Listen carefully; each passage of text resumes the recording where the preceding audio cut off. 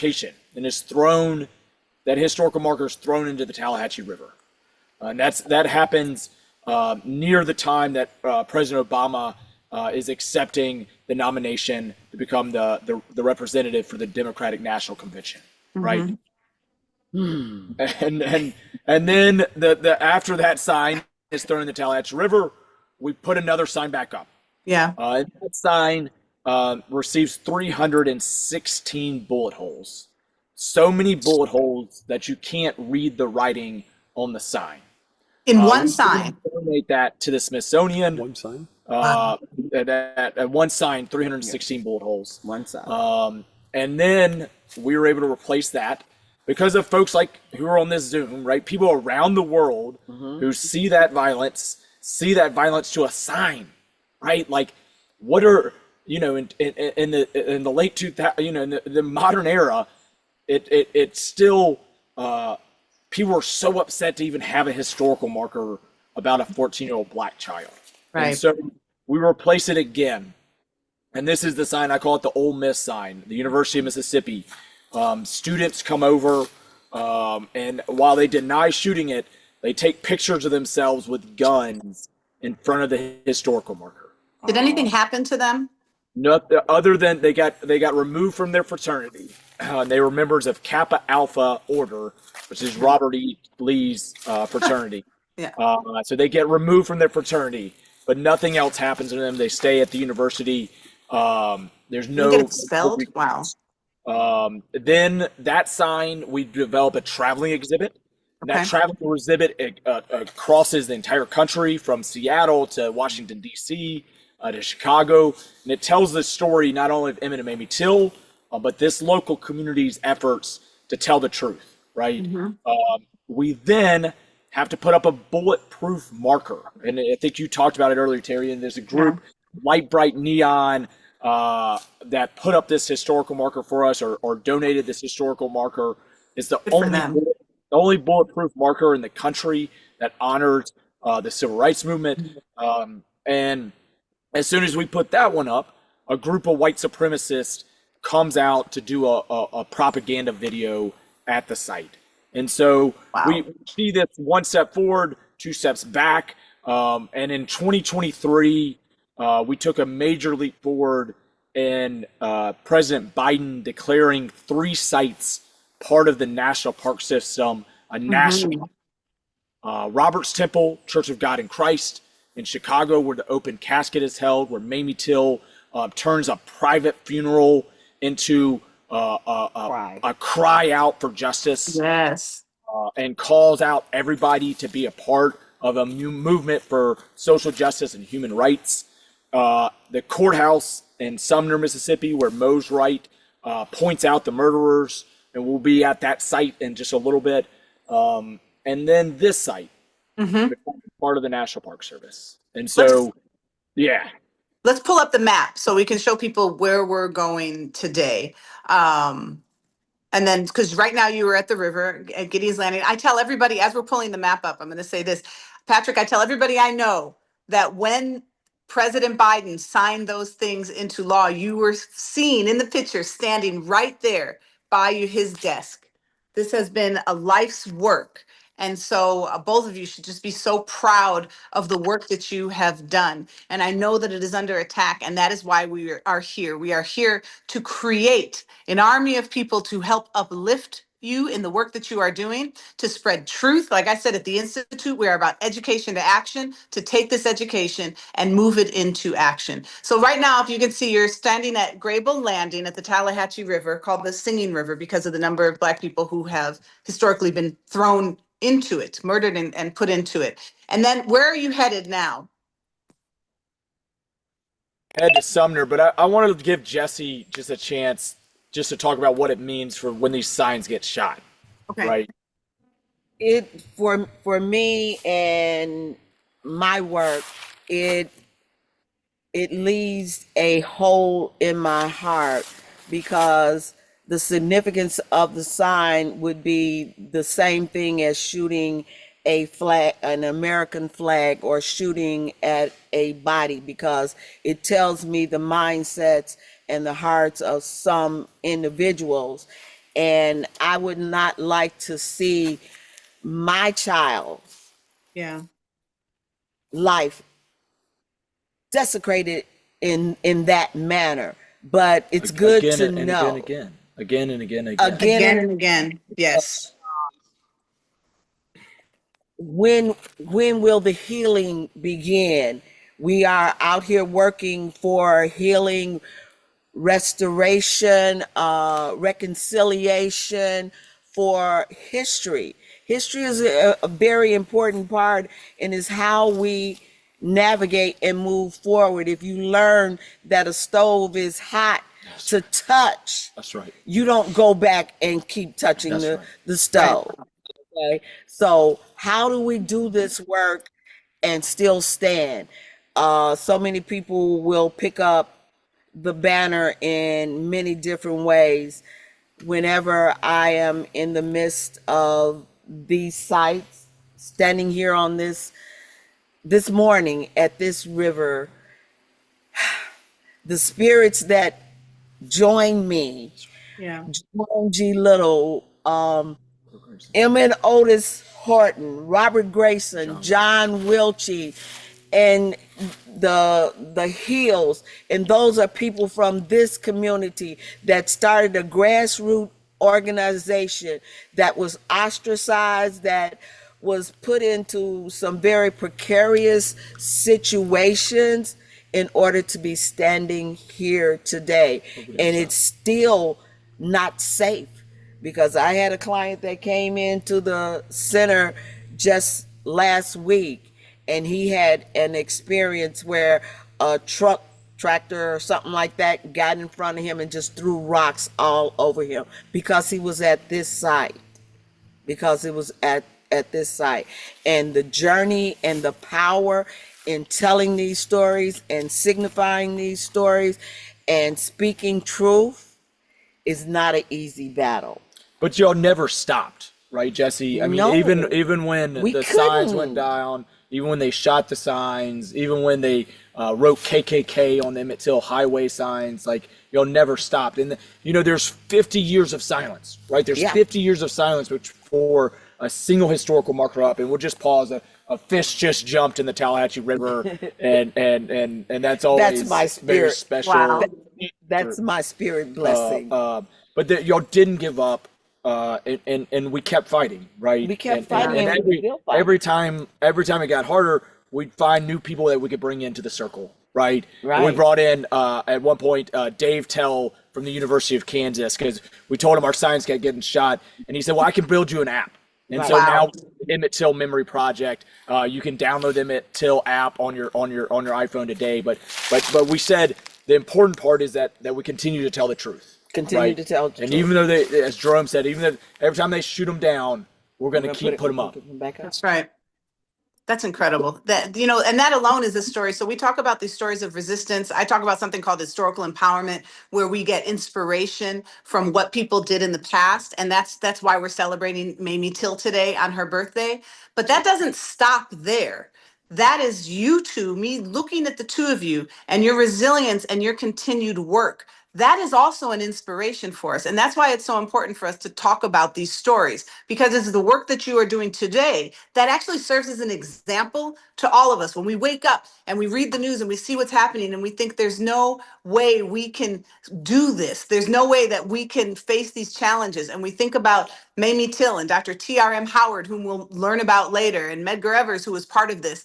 And also, when we are confronted today and we are sitting in front of the two of you and the other people at the Emmett Till Interpretive Center, who, despite 300 and some odd shots into a sign, you keep going. That is also historical empowerment. That is the story that every single person on this call needs to keep with them. We can do this. That's why we're here together today. All right, with that segment, I know you all, we're gonna go ahead and go to the next piece. So Miss Janes and Mr. Weems, applause. We're going to see you again. This is not it. We're going to see you all day today, plus If a I big announcement at the end. Yes, Miss Janes, please. could just add one thing to it. Even I served about 20, almost 20 years on the board. I am now an Emmett Till Interpretive Center Special Projects Coordinator. So I've been on both sides of it. And there has been times when I wanted to give up, but the community by which we stand in today and every day helps each and every one of us. So never feel like you're alone. I have to prop Patrick up sometimes, and he has to prop me up Love sometimes that. because his Yes. work is not easy, but it can be done. And that's what we're here to do. That's called walking your path. Amen. That is beautiful. Thank you. Thank you for that. All right. With that, we're going to bring in, so we will see you two shortly. Where are you headed right now? We're going to head to the Sumner Courthouse. Perfect. All right. We're going to see you at the Sumner Courthouse. In the interim, we're bringing in Dr. Uhuru Williams, and then I'm going to do a lecture about Emmett Till while we are giving them some travel time. Dr. Williams. All right. So I think I'm having some computer issues, but like I said, nothing's going to stop us. So I'm about to make this work and happen. Okay. So is it possible for us to be pinned side by side, my phone and Dr. Williams?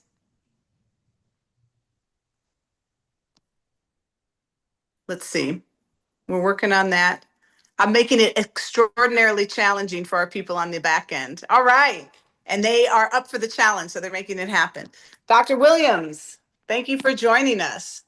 My pleasure, Dr. Scott. How are you today? I'm doing well. So, Dr. Uhuru Williams, a colleague of mine, and I'm proud to say a friend, who in 2023, we actually did a teach in together with the Institute for Common Power and Dr. Hassan Jeffries. And we went to Florida and we taught for 24 hours straight. We taught history. Now, let me tell you, that seems rather benign, right? We had scholars and activists come and teach about history, and we needed to hire armed guards to be with us, to protect us because of the threats that we got. So here we are today, facing some of the same political challenges and pushing for truth. Dr. Williams, can you tell us a bit about yourself and why you chose to join us today? Because you're going to be hosting with me for the rest of today. And excited about it, Dr. Scott. Excited for your comments regarding Emmett Till. I think there are a couple of things. I think there's still a great deal of misunderstanding with regard to the legacy of Emmett Till. People think about this tragic murder. Often they'll connect it to the civil rights movement in the way that Mamie Till talked about it, describing her son as the sacrificial lamb of the movement. But I think what a lot of people don't recognize is precisely what you just shared a moment ago.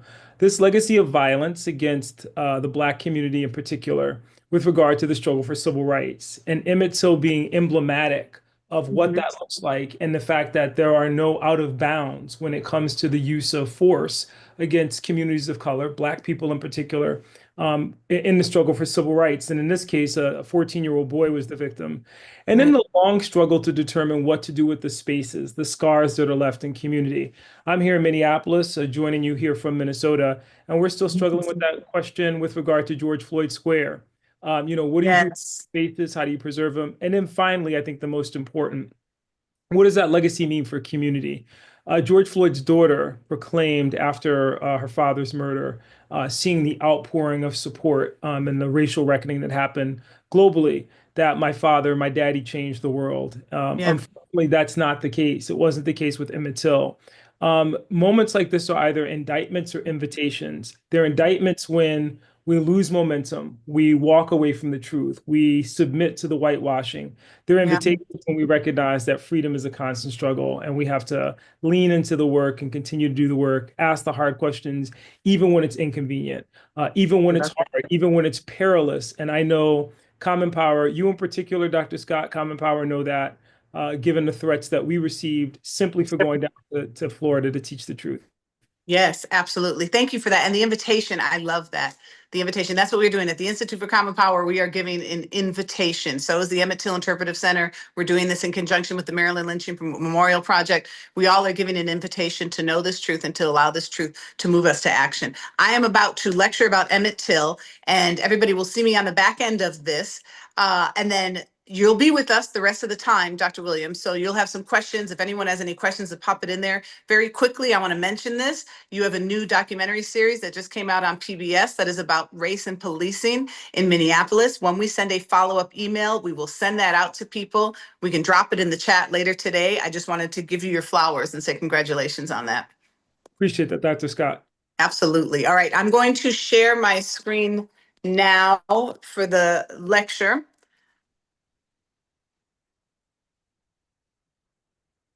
I'm going to make sure everything is doing well. I'm going to talk for about, and if you have any questions, can everybody see that all right?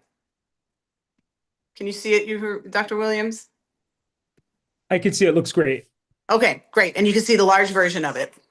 You want to add it as a, there we go. Perfect. Okay, wonderful. Thank you. All right, so I'm going to go through this lecture right now and then come back out at the other end. And it is important, I'll preface it with this. There are some graphic images and some words, but that is part of the truth of this history, and we're not going to redact it. I don't say things out loud that I find highly offensive, but I don't redact it from the historical record. And so you will see that in here. I am Dr. Terry Ann Scott. I'm the director of the Institute for Common Power. And so this teaching is brought to you by the Institute for Common Power, the Emmett Till Interpretive Center, and the Maryland Lynching Memorial Project. I am a former professor of African American history. And these are a couple of my works that I have done. And I wanted to be able to lecture to you today about this history. So I'm going to talk for about 30 minutes so that some of the things that Patrick and that Jesse were talking about that we'll bring into this. People feel like they kind of know the story of Emmett Till and Mamie Till-Mobley. I want to fill in any blanks that you have. So some of this may be new to you. For some of you, all of it may be new. That's why you are here, and that's why we're so happy to have you. I'm going to ask you to remain present. When I say remain present, I mean emotionally as well, intellectually. Remain present on the phone. Share this link with other people. This is how we fight against a federal government that is pushing to erase this history. The sign that Patrick was telling you about that shot up, that was in the Smithsonian, the Trump administration has removed it from the Smithsonian. It is not there anymore.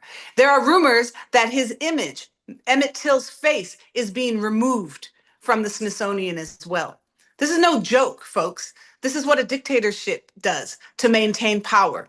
Okay, this is fascism, and we have an opportunity to push against it. And everything that we can do, every one of my colleagues, every one of you who is here, we have the power. There is a power of you to turn this education to action. And that is why I'm lecturing about this right now for about the next 30 minutes. We're going to have 3 parts. One, the majority of the lecture, I'll recount the story of Emmett's death and of Mamie Till. Today is her birthday. Her incredible courage and resilience in the face of unimaginable pain. And then we'll talk a little bit about how Emmett has served as a catalyst. That's really our theme throughout this entire program until the entire teaching itself. And then what is the legacy of Emmett Till? And just to give you a little bit about kind of my methodology and what I have done. And so I'm using memoirs or letters from Mamie Till-Mobley, from Simeon Wright, from Reverend Wheeler Parker. We have an interview with Reverend Parker coming up in just a bit. I have secondary sources, interviews, FBI reports, and the Department of Justice files, and other things, conversations with Patrick Reams and others. That is what kind of feeds into what we're doing. And so our format for tonight, it's a little later on the East Coast. You are coming to us from all over the world, from Senegal and from Paris and England and everywhere. So whatever time it is for you, I just want to emphasize that there are some racist descriptions and language that I'll be using. And we'll be using firsthand accounts. I will read the words of so many people who are part of this today. And at the center of our discussion is America's history of racism and Mississippi. Mississippi is this America that many people have often said.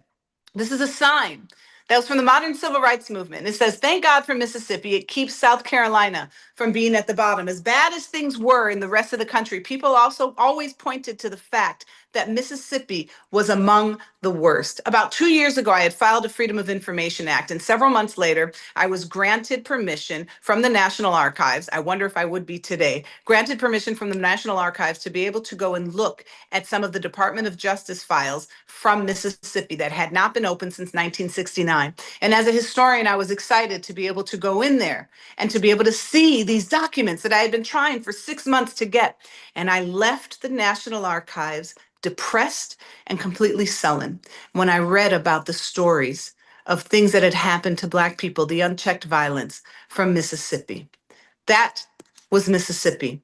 A 2007 FBI report that had investigated what happened to Emmett Till said the white population could rely on the normal vestments of government and call on local sheriff's departments for assistance in criminal matters. This was not the case for Blacks. The Black population was dealt with in a manner which some historians have called Negro law, a system where the gravity of the crime was determined in large part by its impact on white people. And it's important to remember, as Patrick and Jesse were talking about, that the act of violence that happened to Emmett Till was not the first. It was a long line of things. And the river itself, the Singing River, the Tallahatchie River, was called as such because so many Black men had been thrown into that river after having been murdered in Mississippi. Just months before, days before Emmett Till's murder, Lamar Smith, who was a Black voting advocate, was murdered on August 13th, a week before Emmett arrived in Mississippi. Murdered on the courthouse lawn. He was holding voter registration applications from several individuals,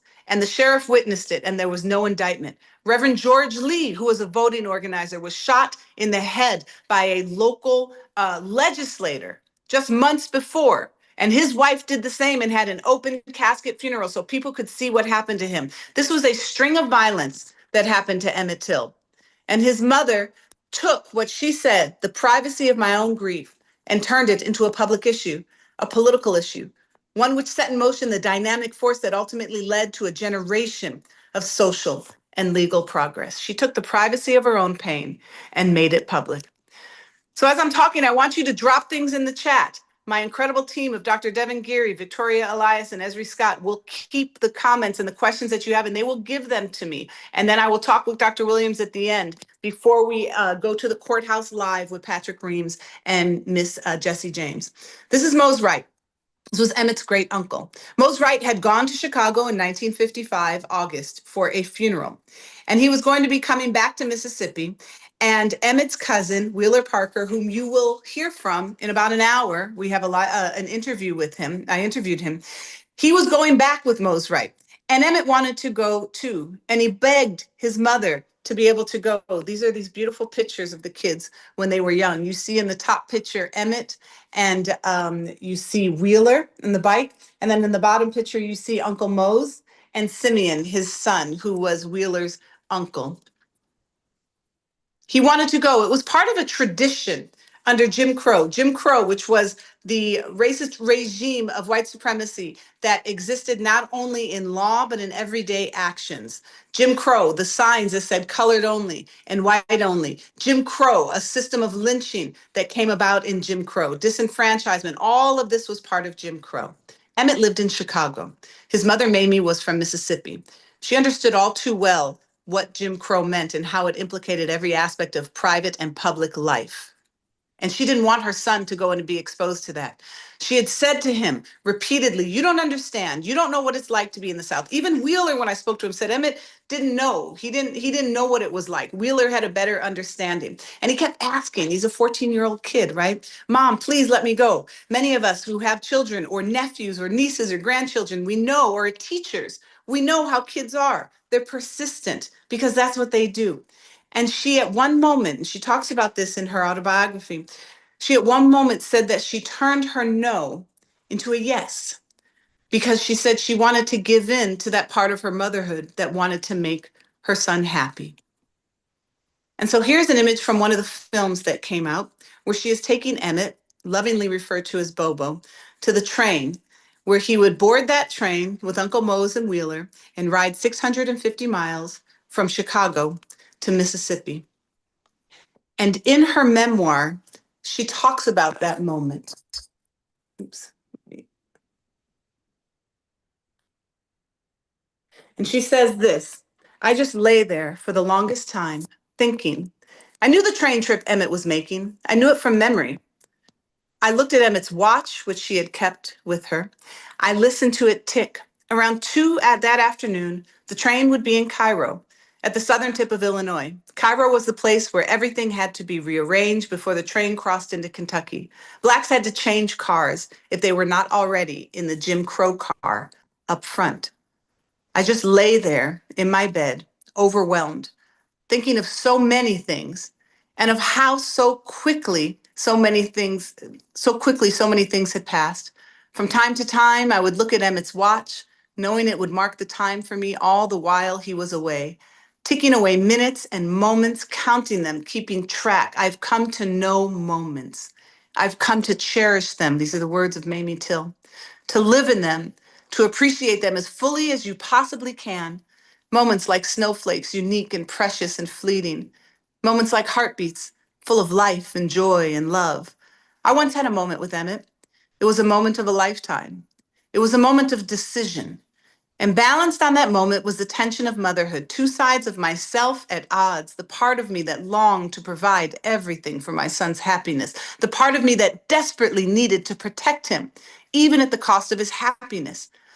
Strange how before that I had thought these two parts of myself were one and the same. What if I had paused at that point for just a moment longer and let the other side of me win and let Emmett lose? How long would his disappointment have lasted? A moment, maybe? I would have a lifetime to consider all that, one moment at a time. It is just always so heartbreaking to me to read her words from the memoir and think about that. And her saying that she has every moment for the rest of her life to have to think about that singular moment. This is a letter that Emmett wrote to his mom, signing it Bobo, when he went to Mississippi. She received the letter on August 27th, 3 days after Emmett was already missing and kidnapped. Dear Mom, how's everybody? I hope you and Jean is fine. That was her boyfriend, fiance, soon to be husband. I hope you'll have had a nice trip. I'm having a fine time. We'll be home next week. Please get my motorbike fixed. I'll pay you back. He's just a child. That's exactly what a kid would say. If I get any mail, save it for me. I'm going to see Uncle Crosby Saturday. Everybody here is fine and having a good time. Tell Aunt Alma hello. And by the way, I'm out of money. Your son, Bobo. This is the grocery store, Bryant's grocery store in Money, Mississippi. Emmett and his cousins go to the grocery store on Wednesday, August 24th at about 7:30 p.m. And he goes in with his cousins. This is Carolyn Bryant, who was one of the grocery store owners who was inside the store. At 8 p.m., she says this. He comes in at 8 p.m. and she says, this N-word man came in the store and he stopped there at the candy case. Now, she refers to him as the N-word, of course, and as a man. This is a child, and he looks like a child.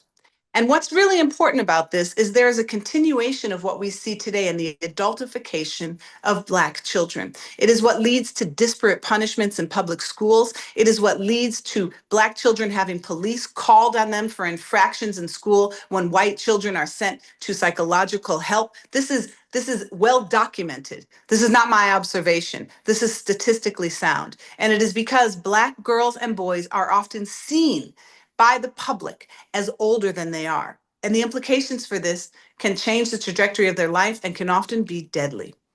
So the stories vary a bit about what happened when Emmett comes in there. There is a Eyes on the Prize video, and many of you have seen it. And the cousin who is interviewed wasn't even there, okay? And he says that Emmett says, bye, baby, to her. None of this ever happened. He was on the Eyes on the Prize video for fame. Emmett enters the store. Wheeler is in the store when he enters, and Wheeler will tell us about this when he's in the interview.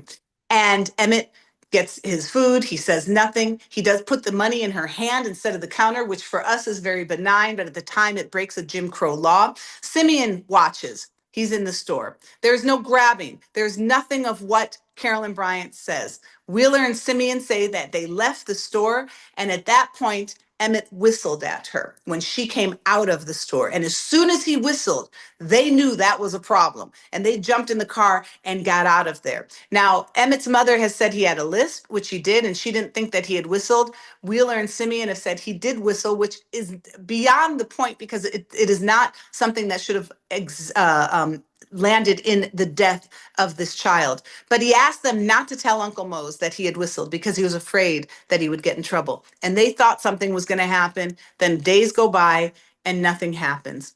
Roy Bryant was Carolyn's husband. He was in Texas at the time on a shrimping trip. And when he came back, he heard about some incident that happened with a child, a boy from Chicago who was visiting preacher. They used to call Mose Wright preacher. And then Carolyn told him what happened. But we know, and we'll get to that in just a bit, she lied about what actually happened. And then John W. Milam, who was his brother, who had a history of murdering people. I encourage you to read a book called The Barn. This was not the first time that he was accused of murdering Black people in Mississippi. They go together to the home of Mose Wright. This is his house, about 2:30 a.m. Sunday morning, August 28th. And I'm going to play for you a minute video of Mose Wright at the time telling us what happened. This is Mose Wright. I am the uncle of Emmett Lewis Till. Sunday morning about 2:30, someone called at the door. And I said, who is it? And he said, this is Mr. Bryant. I want to talk with you and the boy. And when I opened the door, there was a man standing with a pistol in one hand and a flashlight in the other hand. And he asked me, did I have two boys there from Chicago? I told him I have. And he said, I want the boy that done all that talk. They marched him to the car, and they asked someone there, was this is the right boy? And the answer was, he is. And they drove toward money. So the drawing that you see on the right appears in Simeon Wright's autobiography. And he talks about how they came to the door, they walked through the different bedrooms because everything was connected, and then they were looking for Emmett. And so they said they wanted the boy from Chicago. Wheeler says, Reverend Wheeler Parker, they were walking with a pistol in one hand and a flashlight in the other, coming toward me. I'm waiting to be shot. I closed my eyes. When I opened them, they were passing by me to the third room. They aroused Emmett from the third room. They had him get up. He wanted to put on his socks. It was pure hell. It was terrible. He wanted to put on his socks because he had no idea what could possibly face him. Aunt Lizzie, Mose Wright's wife, was pleading with them to not take him because they understood what it meant if some white men in the middle of the night came to get you. And they said if he had stolen anything, they would pay for it. They didn't want him to take him. They take him outside. They show him to a woman. Her name is redacted from the FBI file, but it can be assumed that it is Carolyn Bryant. And they ask if that is the right one. And the woman's voice says yes. Mamie was informed of the kidnapping right away. And this is really important because what we know about her resilience and her courage is that she has this open casket funeral. And it is picked up by Jet Magazine first and then newspapers across the country. And the images of Emmett are what are shown across the country and motivate so many people to be a part of the modern civil rights movement. But her activism, her courage started before that. And many of us don't realize that.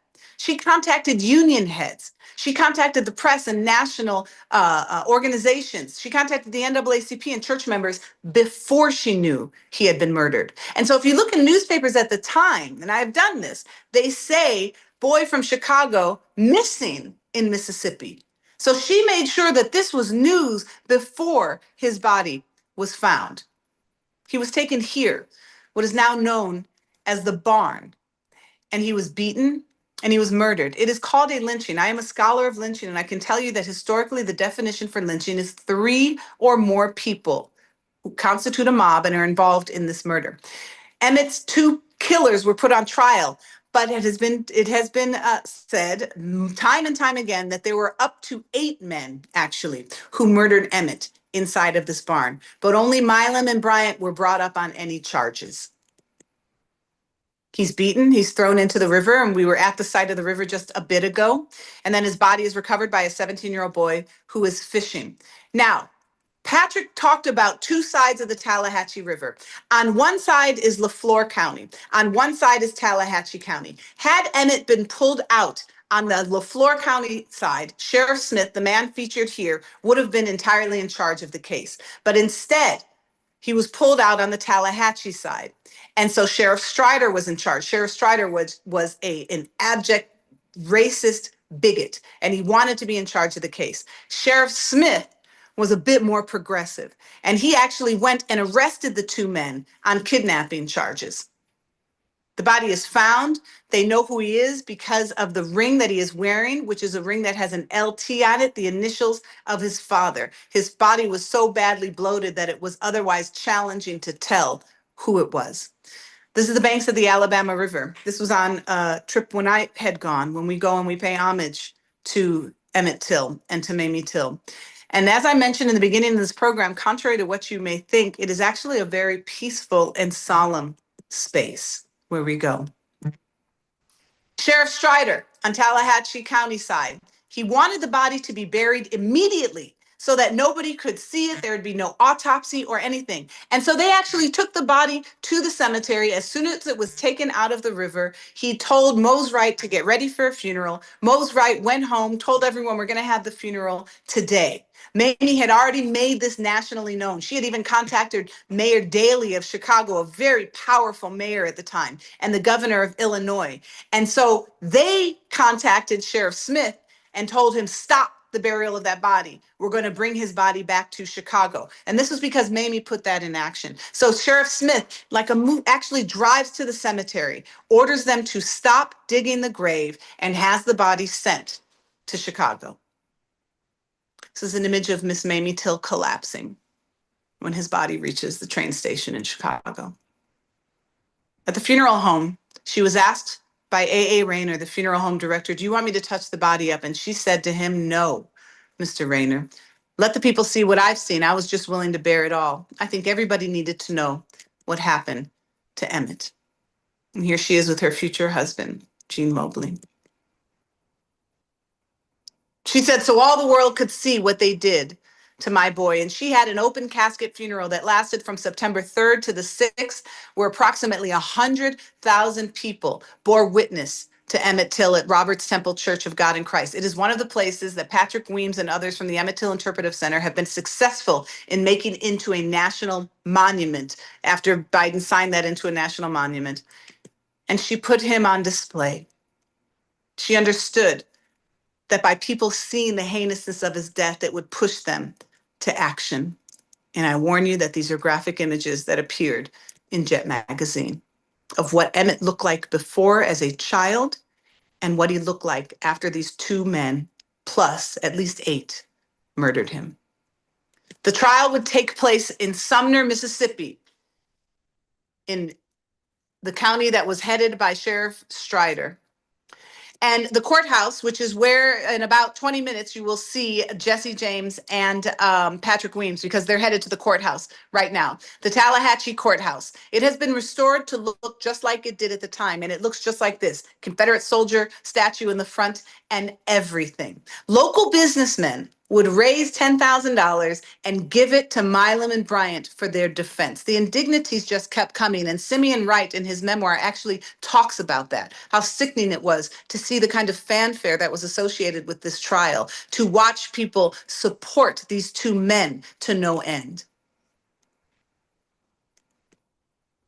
Here's a glimpse inside the jury box. It was all men, an all-white jury. Here are Milam and Bryant. This is Patrick Weems and Reverend Wheeler Parker. Wheeler, who was only 16 years old and Emmett's best friend when he went with Emmett down to Mississippi. In about an hour, you're going to hear an interview with Mr. Wheeler Parker. Here they are welcoming groups, as they always have, to teach them about this history. I'm going to emphasize it again, folks. The executive order has said that we can't teach this kind of history. If I were teaching this right now as a class in some schools in Florida and Texas and other places, it would be canceled. I know this because I know some of the professors who have been fired for this in Texas and Florida for teaching, for instance, a class on social justice and MLK. It is up to us to remember this history and to teach it. Here's Mamie Till. Now, we're also going to go to a place today called Mount Bayou, Mississippi. And the man who is holding Mamie Till's arm is Dr. T.R.M. Howard, Dr. Theodore Roosevelt Mason Howard. He was a very prominent and successful businessman in Mount Bayou, Mississippi, an all-Black town that still exists today. We're going to broadcast from there later today in this program. And it was at his house that Miss Mamie Till stayed because it was safe there. People did not go into Mount Bayou, Mississippi to mess with Black folks there. So she found safe haven, as did the Michigan congressman who is next to Dr. Howard, who came down for the trial and went to Mount Bayou.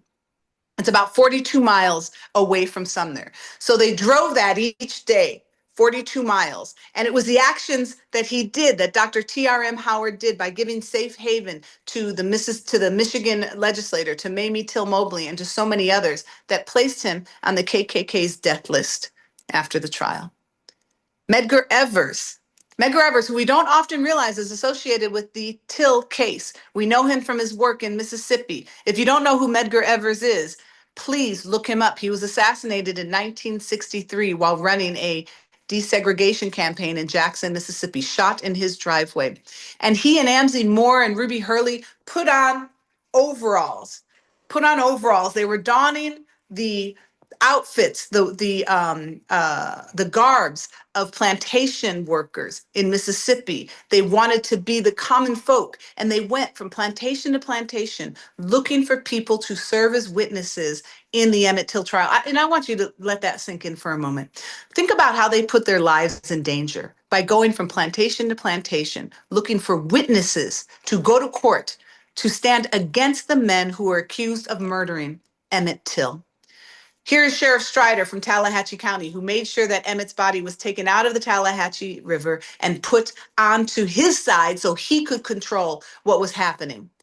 At one point before the trial, he said it looked more like a grown man. He said it wasn't him. It wasn't even Emmett. And when they exhumed his body in 2004, because that rumor had circulated for so long, they actually did DNA testing and positively identified him as Emmett Till. And every day that he would walk into the courthouse, he would walk past a table where the Black press had been relegated because of segregation, and he would say hello N-words each day as he passed by them. These are two of the witnesses who bravely got on the stand, Willie Reed and Amanda Bradley, who said that they either saw people or heard something inside of the barn where Emmett was known to have been beaten and likely killed.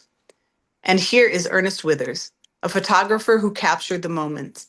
And the very famous picture that we see of Mose Wright when he stands up so courageously and points at Milam and Bryant and says, "Those are the men who came to my house and kidnapped Emmett."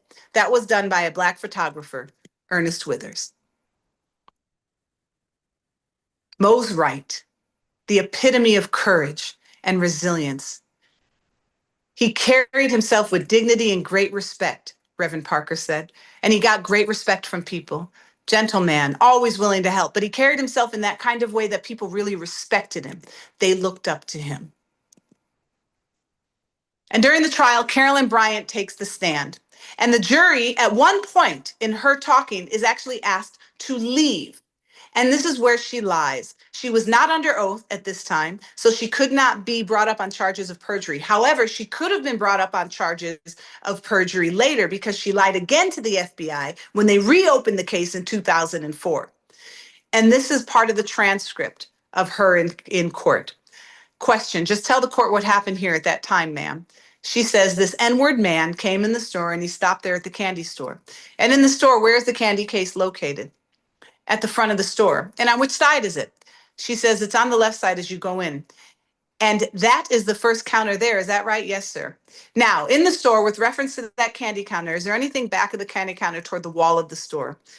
And then she goes on to say how he grabbed her waist and he thrust his body toward her because he jumped on the other side of the counter and said, "How about a date, baby?" Now, Wheeler had been in the store, and when he wasn't, Simeon was in the store. They said none of this ever happened. But this is the testimony that she gave in court. And then she admits in 2008 that she lied to Timothy Tyson. He sat on that admission for years, which is really a point of contention for people and a high level of criticism that has been heaped on him for keeping that to himself. Now, in 2022, there was a warrant that was discovered for Carolyn Bryant's arrest, that she was being brought up on charges of kidnapping. And it went around the internet and people were so upset about it. Why was this never known? But I am here to tell you it was known at the time. People knew about it. It was even in the local papers that a warrant had been issued for her arrest because she was likely the person in the car and was part of that kidnapping. But the judge in LaFleur County said that he was not going to issue it because she was a young mother and he didn't want to have to put her through the trouble or arrest a young mother.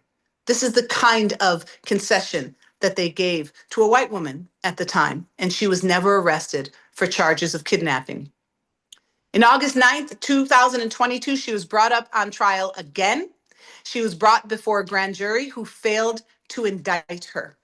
After hearing every aspect of the investigation and evidence collected regarding Donham's involvement, because her last name had changed by then, the grand jury returned a no bill to the charges of kidnapping and manslaughter. Reverend Wheeler Parker said the prosecutor tried his best, and we appreciate his efforts, but he alone cannot undo hundreds of years of anti-Black systems that guaranteed those who killed Emmett would go unpunished to this day. After 67 minutes, the two men were found not guilty. I'm sure that every Anglo-Saxon one of you has the courage to free these men despite this outside pressure, is what one of the counsel for Bryant and Milam said. They were found not guilty, and the White Citizens Council, which is like an upscale version of the Ku Klux Klan, and it emerged in 1954 after the Brown versus Board of Education ruling to stop integration. They visited every member of the jury to make sure that they would vote, quote unquote, in the right way. They were found not guilty of murder. They were never brought up on charges of kidnapping. Simeon said this: "We were stunned and left with a sense of hopelessness, that there was no justice for a Black man in Mississippi if the case had anything to do with a white person." Dad said that he had heard it, and his dad was most right, had heard it said that a Black man's life meant nothing in Mississippi. Now he knew why they said what they said was true. He had tasted firsthand the plight of the Black man. What he saw crushed him. And he said what made it worse were the shouts of victory, glee, and sheer joy coming from the whites inside and outside the courtroom. Bryant and Milam lit up cigars, folks hugged, and then slapped them on the back. Mose Wright and his family had to move to Chicago, and Simeon writes about this in his memoir. And he said how challenging it was to have to relocate. And he too was a child. He was 12 years old, and he had to leave his dog, and he talks about having to leave everything behind. A few months later, Bryant and Milam sold their story to Look magazine, and they admitted to killing Emmett Till. Others were involved, but they would not sign the release to be interviewed by them. They were given $3,500 or $4,000. The stories vary. And Look magazine published what they said. Now, this is important, and this is going to take us to the end. And in a few minutes, we're going to rejoin Jesse James and Patrick Weems, and then Dr. Uhuru Williams is going to come back on with us. In the article, Milam and Bryant tried to paint Emmett as a threat, as an adult, as a person whom they feared and whom they thought that they had to show justice. And this is the piece from the article that I'm going to read. They said that he told them he wasn't afraid. People have said that's a lie. That was part of them trying to cast this child, this 14-year-old child, as a threat. And so Milam said this: "Well, what else could we do? He was hopeless. I'm no bully. I never heard an N-word in my life. I like N-words," which in fact we know from the book The Barn, he has killed a number of Black people. He said, "I like them in their place. I know how to work them. But I just decided it was time for a few people that got on notice. As long as I live and can do anything about it, N-words are going to stay in their place. N-words ain't going to vote where I live. If they did, they'd control the government. They ain't gonna go to school with my kids. He's referencing the Brown versus Board of Education ruling that came out the year before. And when an N-word gets close to mentioning sex with a white woman, he's tired of living. I'm likely to kill him. Me and my folks fought hard for this country and we got some rights. I stood there in that shed and listened to that N-word throw that poison at me. And I just made up my mind. Chicago boy, I said, I'm tired of him sending your kind down here to stir up trouble. Damn you, I'm going to make an example of you, just so everybody can know where we stand. They never went to jail for their crimes. People stopped going to the grocery store, and the grocery store folded just months after the verdict of the trial because most of their patrons were Black. Mamie spent the rest of her life making sure that people knew about this and that his death, Emmett's death, served as a catalyst for the modern civil rights movement. Thank you. And with that, I'm going to ask Dr. Williams to come on back.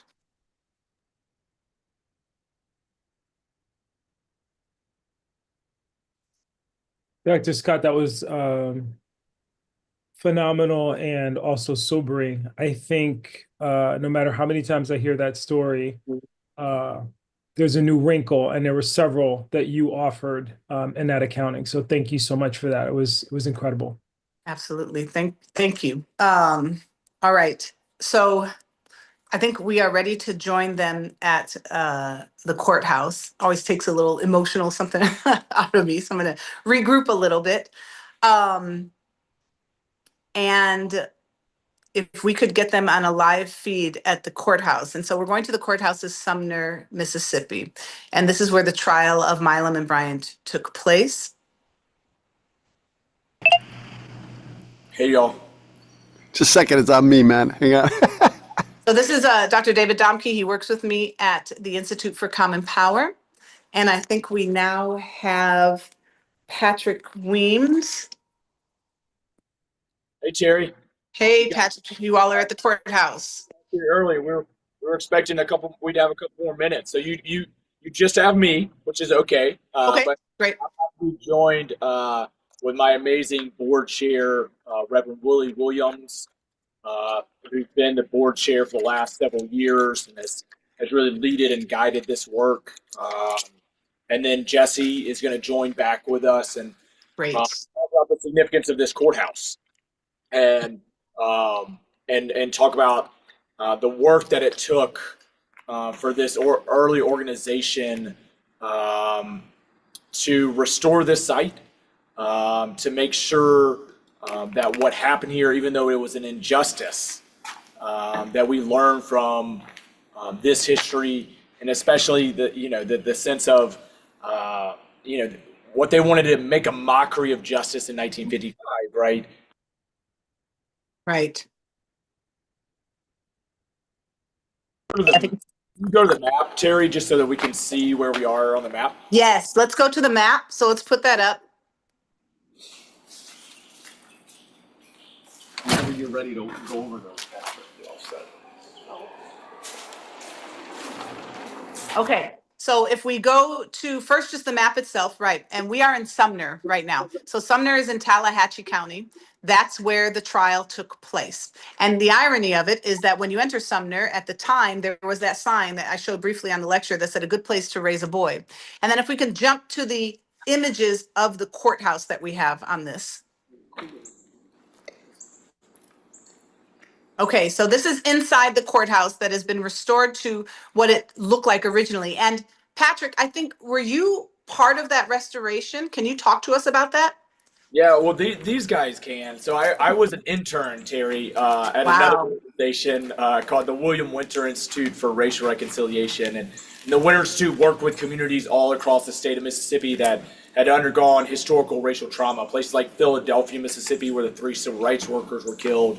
And they worked with that community to organize a call for justice that led to the conviction of the person who was the main architect behind the murders in 1964. 3 civil rights activists who were just registering people to vote in 1964. They were able to make sure that 40 years later, that conviction happened. And so this community had a different response, right? We had 50 years of silence And that 50 years was ended with an apology. And I'll let go. I was about to call you Governor Winter. I'll let Reverend Williams talk about that day and what it meant to break that silence. Great. And can you tell us, Reverend Williams, what you do as well, kind of what your role is in this? Well, right now I am chair of the board of the ETIC, and so I live here in this community, and I'm just excited about being a part of this story as it relates to justice and restoration and so forth. So I would just pick up where Patrick, I think you asked him about the restoration of the courthouse, and Patrick, I think you was a part of that piece as far as, after the apology in 2007, after. Let's go back and talk about the center all the way up. Go ahead. Take it from the beginning. Okay. We wanted to start with the 2007 apology. Perfect. Yeah. And the silence. Okay. Thank you.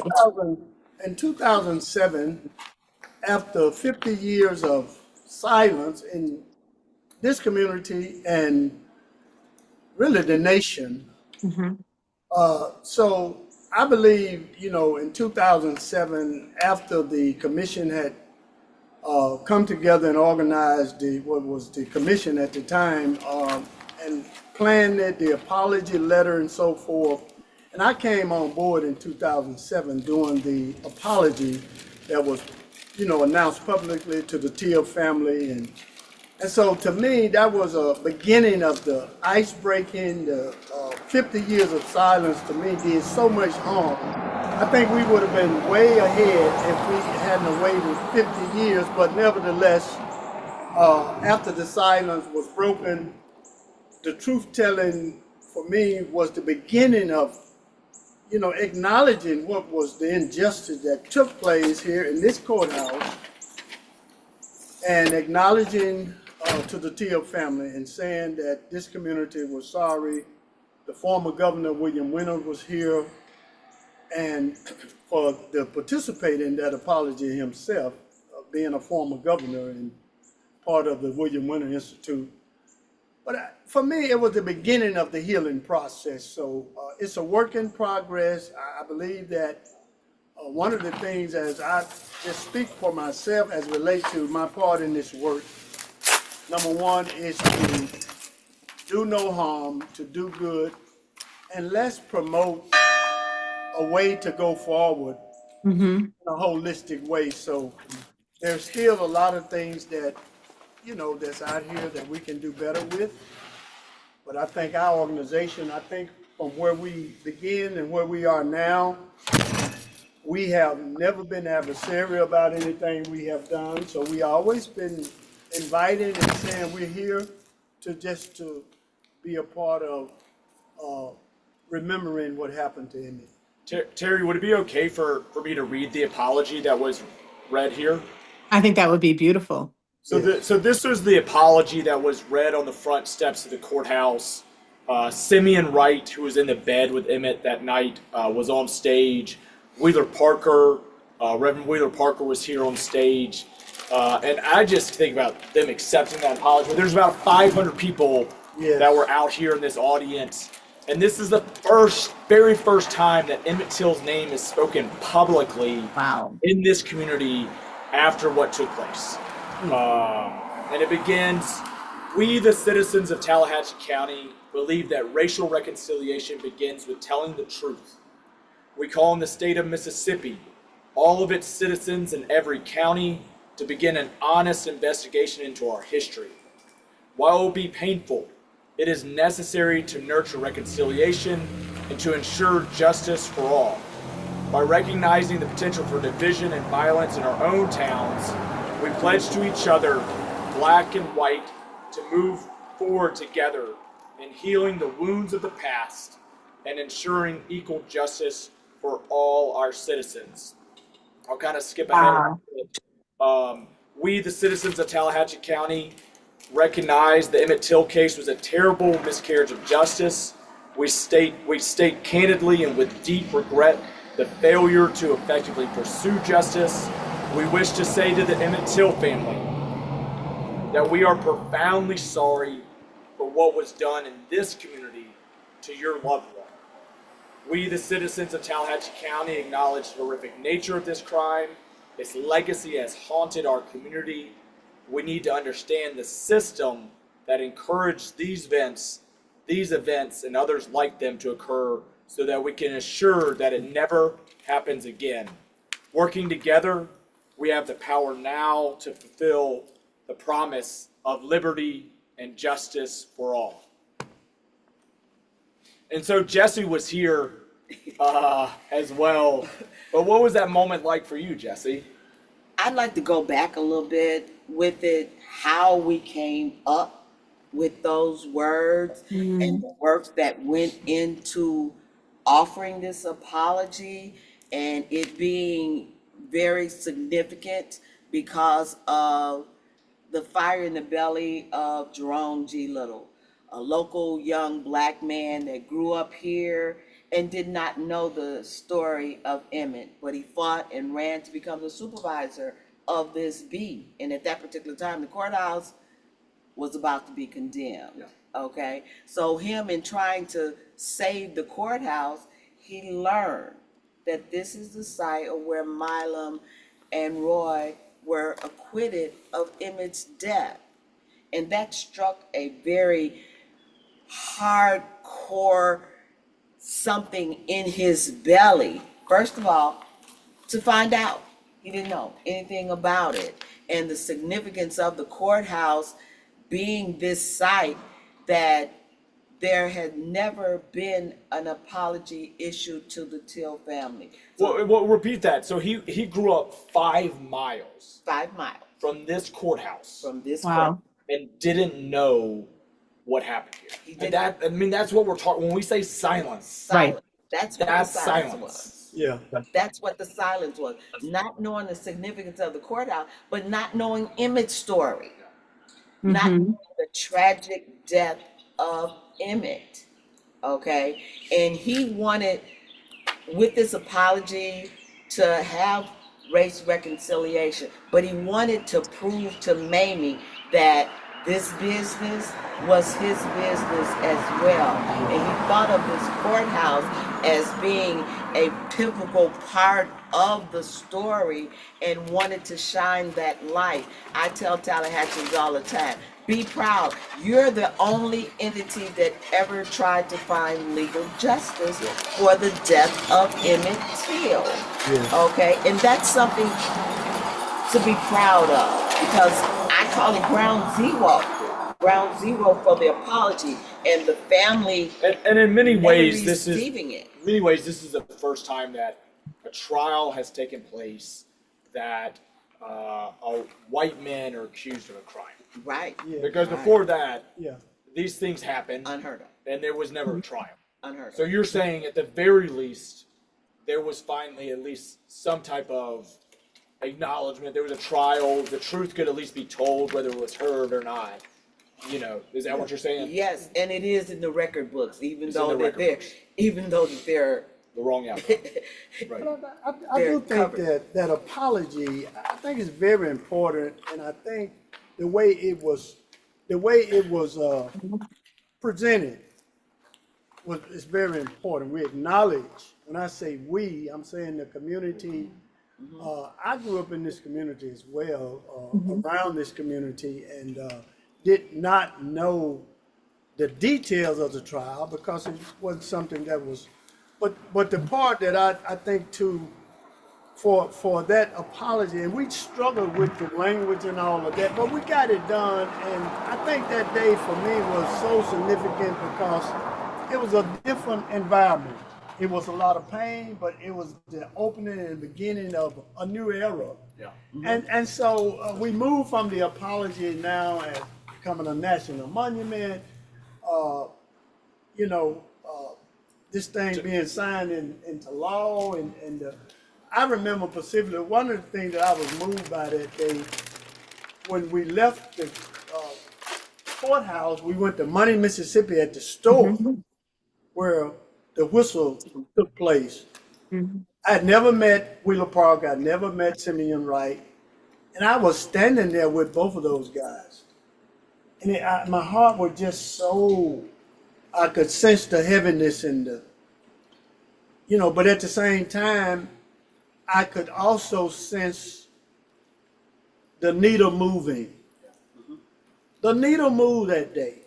Yeah. The problem didn't go away, but the needle moved.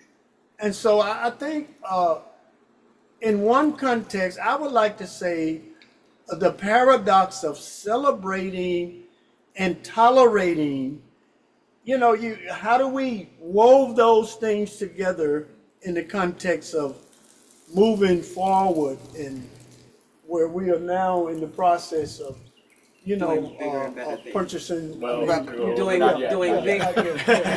bigger and better. bigger and better things. So the apology to me was so significant because it was just beautiful. We had children, we had adults, we had the school district was out that day. Yeah. Well, and I'll say this as powerful. a white person from this community, and I was listening to a younger white person who's from this community, and he said he was always embarrassed to tell people he was from Sumner, and he would say, because the only thing Sumner was known for was this awful trial where the murderers were let go. And he said when that apology happened, it was the first time that he felt proud to be from this community. Wow. Yeah. Wow. The community that had finally taken responsibility for its past. And we can't change the past, but we can change how we talk about it. We can change how we move forward from here on out. And so to finally not ignore this courthouse, to finally say what happened here was wrong, and everybody can at least agree to that. And to really understand, as the apology said, understand the systems. Why was it wrong? Well, it was partly wrong because there was an all-white jury. Why was there an all-white jury? Well, black people couldn't vote in 1955, so they couldn't be on the jury.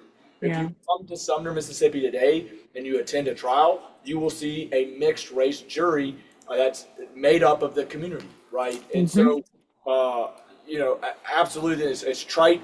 We've come a long ways, but there's still more to come. And I think if that was a turning point, 50 years of silence to finally say enough is enough. And for the Till family, they didn't have to come back to Mississippi. They did. After everything that we did, Yeah. this community had done, they didn't have to come back, but they came back, and they, with open arms, were able to accept Yeah. this attempt of a community trying to do what we could. Yeah. And when I spoke with Reverend Parker just last week, he mentioned how much the apology meant to him. So your point to how important that is for the family members, and what a beautiful story about the young man who had been ashamed to be from there, and then he finally felt some kind of pride in that. That is really beautiful. And I'm going to turn it over to Dr. Williams, who has a couple questions he'd like to ask you all as well. Such an important conversation. Reverend Williams, I want to ask you in particular, I think in our contemporary moment, there are some people who confuse forgiveness with forgetting. Why is this remembrance? And in the way that Patrick talked about it, there was no monument or markers or memorials to Emmett Till and what happened in that space, but the courtroom itself was a marker and a monument to white supremacy and justice denied. How do you strike a balance between forgiving and not forgetting? And then how do you build markers that extend beyond physical structures and are really about what both Patrick and Jesse talked about a little earlier and just a few minutes ago, this idea that now people can expect justice in that courtroom as in addition to recognizing what happened in the past? How do you forgive without forgetting? And then why does the physical matter? Yeah, but I think number one, if you think about forgiveness have never been about forgetting. Forgiveness is something that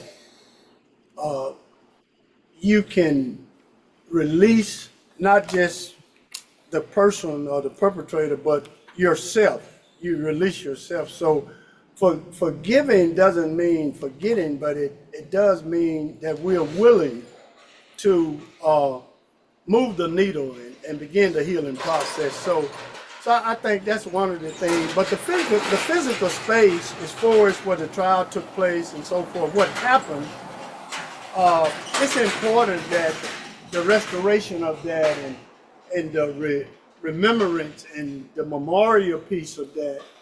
And you have places all over the world that incident tragedy. And one of the things I love to lift up as far as, how can you bring beauty out of ashes? So we as human beings, we live in a broken society. We live in a society where bad things happen. And so, but we don't have to allow those things to paralyze us where we cannot move the needle, and the generation coming behind us can continue this work and continue in the right direction, because unforgiveness is like a tumor in the physical body. It just grows and grows and grows, and you can't succeed with bitterness. You have to give room for to understand. You don't have to destroy one group of people so another group of people can have success. I feel like we can have success together if we do it the right way. Well, and, you think about the words of Desmond Tutu, that there's no future without forgiveness, right? Sure. And this idea of how can we both process the past pains, but how do we truly sit with them? But then how does that then allow us to move forward? And I think that's what we are doing is that you're not forgetting. No. You're truthfully accepting what has happened, and that you can't change the past. But we have the responsibility, now that we know that history, of how we're going to move forward. Right. And I don't think there's no true healing without forgiveness. That's what I'm saying. It's no true healing without forgiveness, as it relates to not, ignoring what have happened and not necessarily forgetting about what happened, but no longer holding on to, as we always say, he refused to be bitter. Yeah. Refused to allow his past to hinder him from being free from what happened. Forgiveness lightens you. Yes. It gives you the way to make a difference. It does. It does. If you forgive someone, then you're able to create a better environment and coming together in the same mindset, in the same heart of not obliterating the problem or the issue, but making it better. You can see the mistakes and you can make a difference and you can make a change. We have made that change and changed that narrative by our work. By offering that apology to the family, it lightened Wheeler, and it is enlightened so many others in this work. John Lewis, Fannie Lou, and everybody else. Yeah.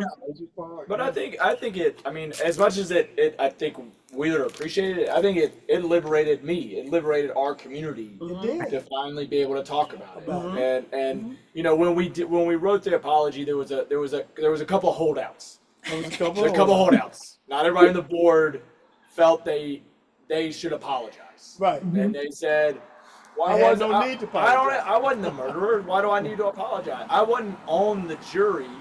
What do I have to apologize about it? And I remember and blacks, whites and blacks, but I remember a specific white person who was holding out, and Betty Pearson, who was one of our white members of our commission, who was in the courthouse, attended the trial, ostracized by her family afterwards for doing that.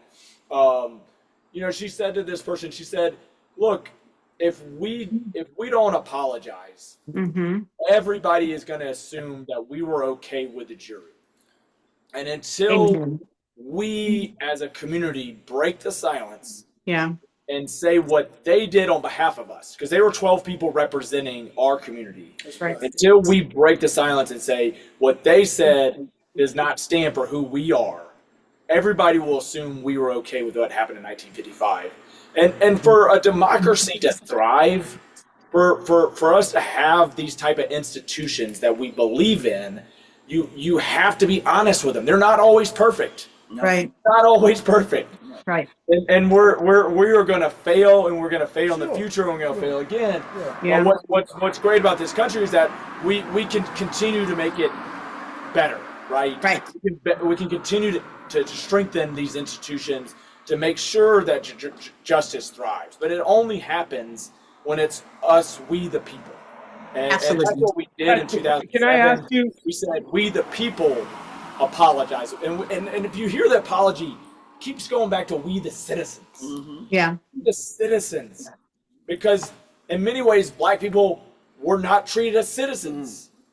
And that citizens piece, and I remember one of our board members, John Wiltshire took democracy so seriously.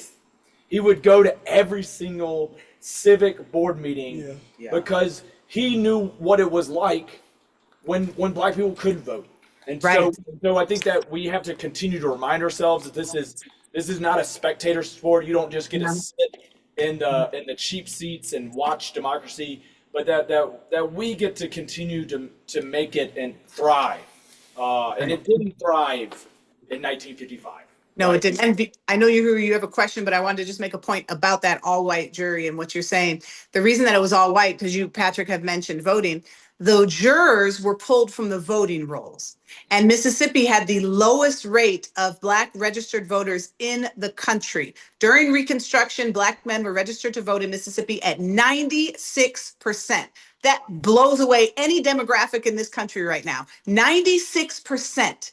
They had such a successful high rate of voter participation that it is one of the first things that was attacked after Reconstruction and with Jim Crow. And so a 96% rate of Black men voting in Mississippi because of lynching and violence and literacy texts and poll taxes and murders drops down to 4.7% and stays under 6% until the 1965 Voting Rights Act. So you have fewer than 6% of Black people registered to vote in the state of Mississippi, which then creates an all-white jury. And so that's how we arrive at that. And so the indignities that are associated with all of these different markers of Jim Crow and injustice, an apology begins to break down and acknowledge not only the racism, but the indignity associated with that. And I'll turn it to you, Dr. Williams.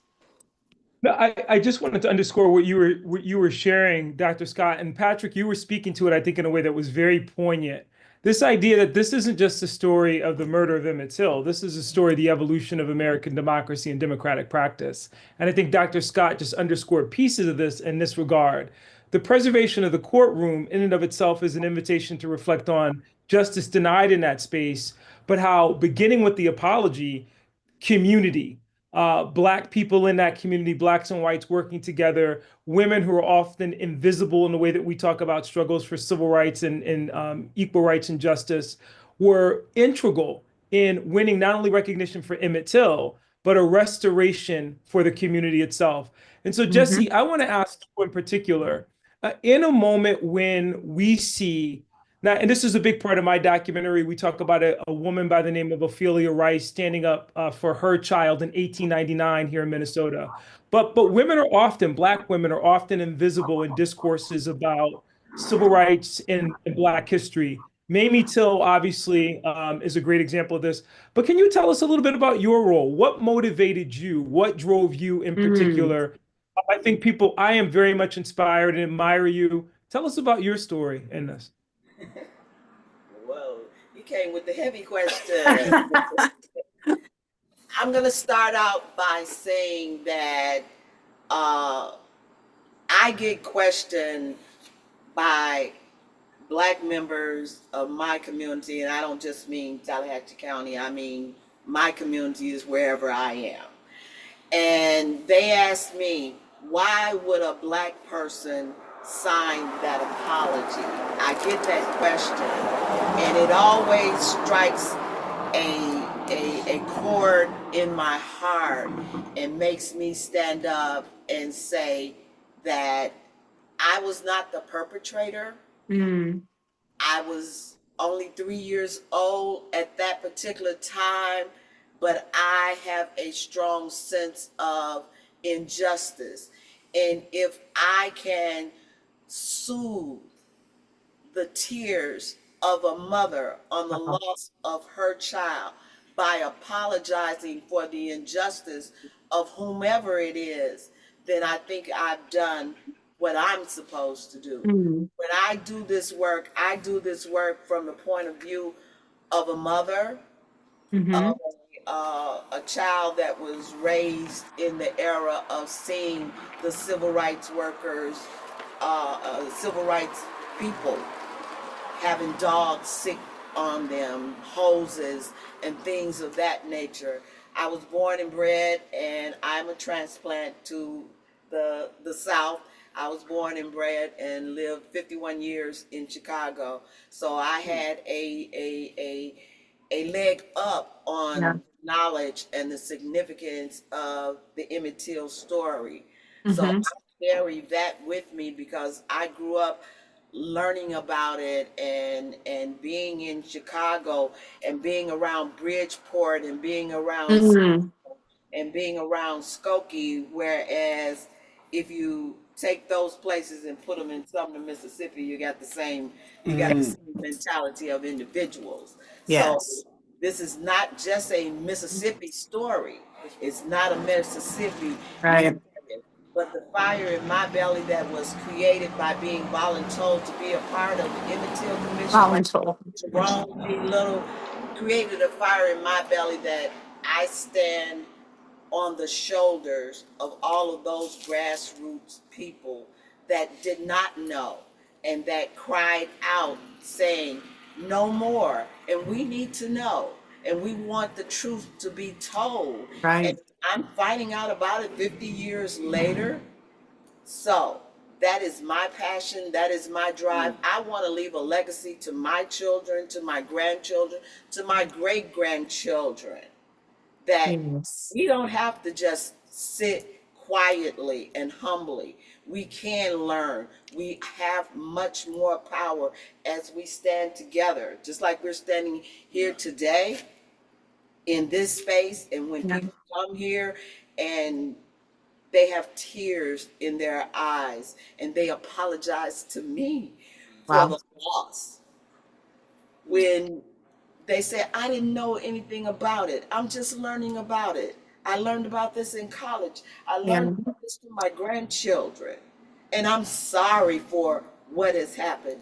The emotion and the passion that these stories have left us with. It is Yeah.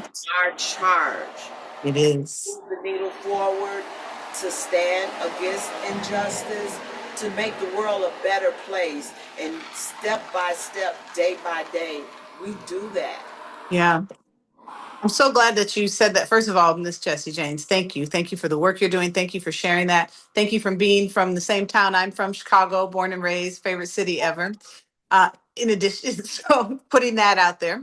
But also, I'm glad what you said about people crying and saying, I didn't know. One of the things that we hear commonly coming out of the administration, coming out of DeSantis, others, Moms for Liberty, is that when kids learn, white children learn this history, it makes them feel bad. And so they don't want to teach it because of that. Never mind the fact that it's erasing other children who are part of this history and the fact that it is all of our collective history that this is happening. And to counter that idea of it makes them feel bad, as you're saying, people are crying saying, I never knew. And I know Dr. Williams can say the same thing, both of us college professors. Time and time again, whether I've taught in Washington State or Texas or Maryland or wherever it is, white students come to me and they are upset about the history they're learning, not because they're learning it, they're pissed off because they had not learned it before. Every time. It doesn't matter where I am. And that's why it is so important for us to teach this history. And I wanted to ask you a question because in a few minutes, I know you have to hop in a car. You all are headed to Mount Bayou, Mississippi. Can you tell us something about the groups you see come through here and go to the courthouse and go to the interpretive center? We don't have that much time. But I'll give you I've done this tour as a gift to a 13-year-old child.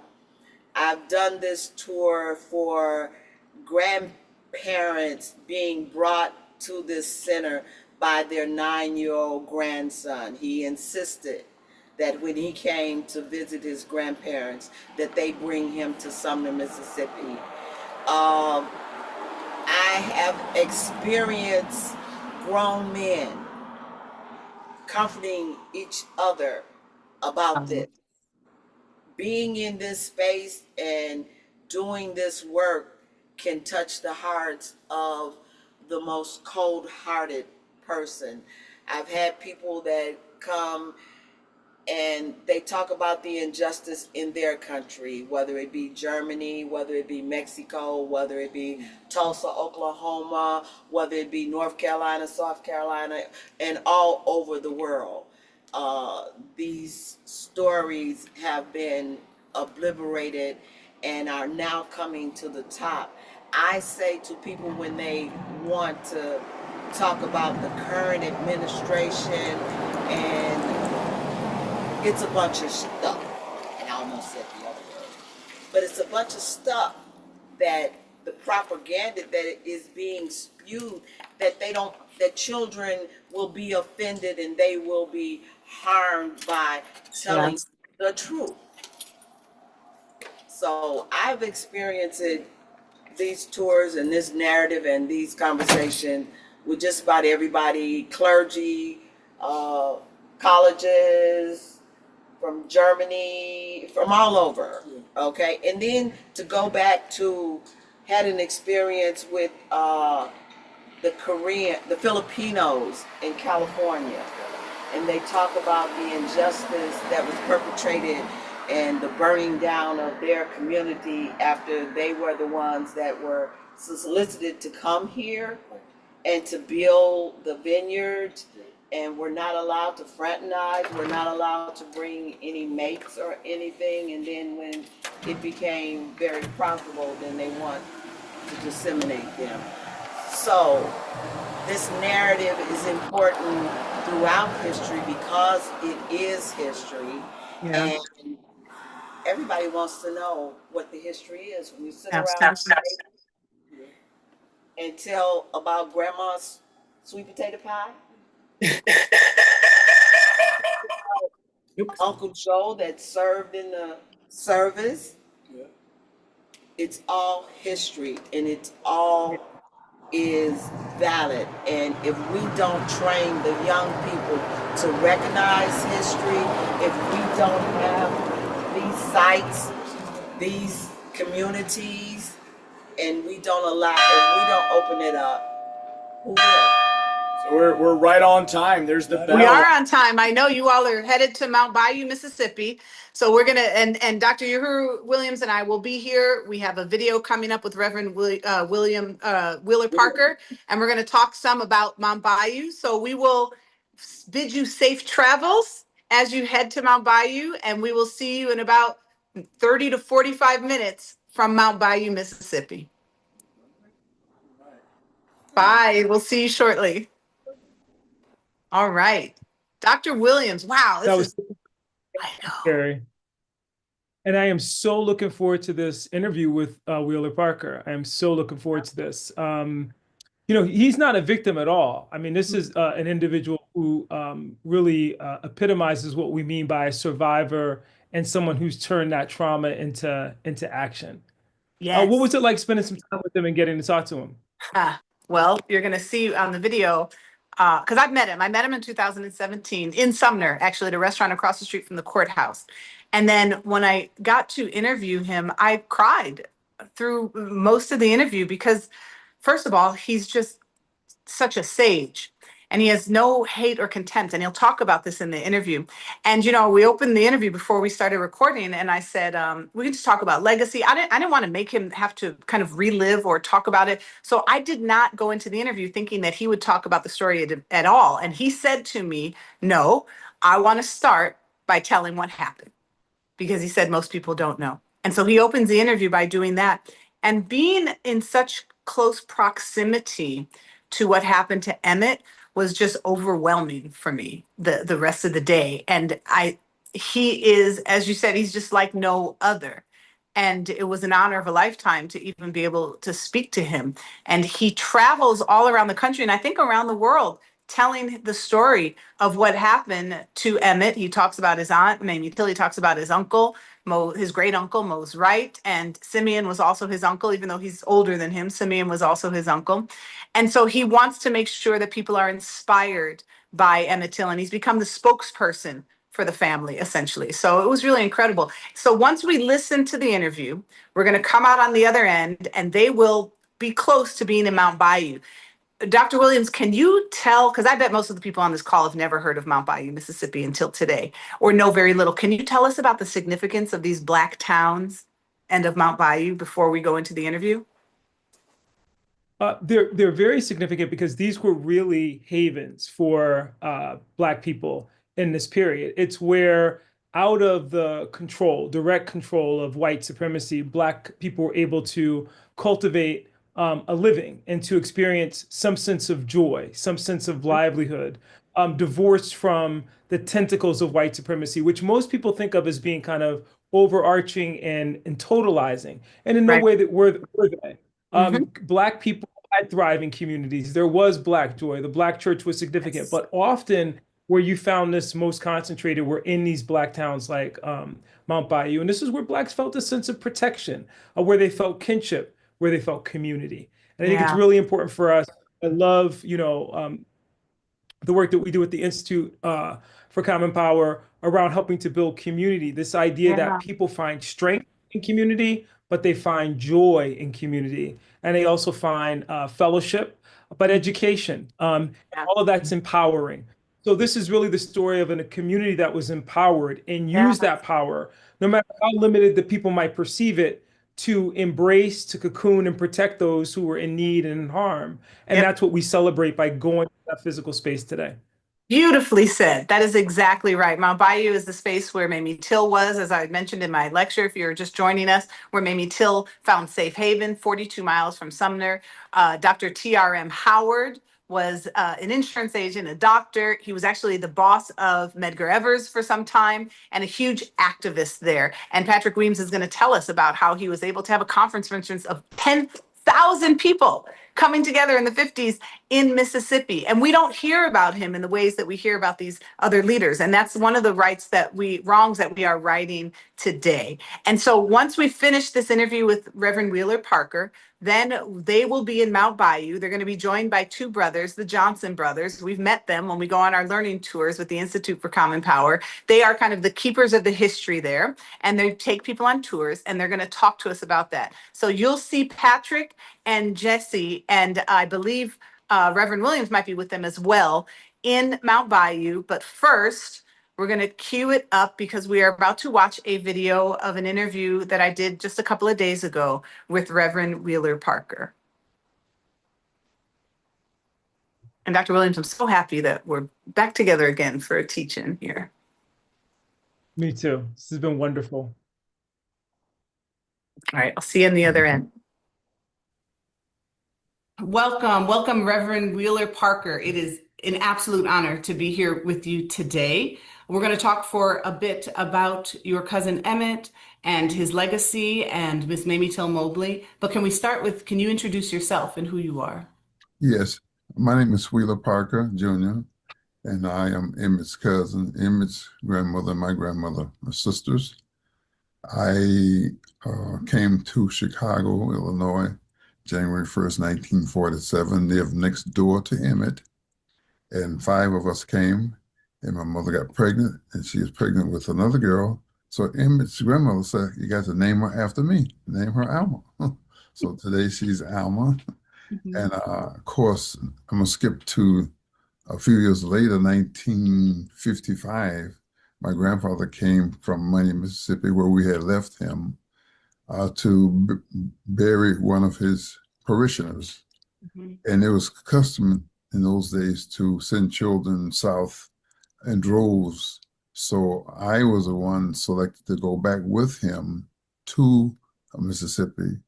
And Emmett, living next door to Emmett, and Emmett didn't have any siblings. So when he went on trips or did things, his mother selected me to go with him. Mm-hmm. So we became kind of tight.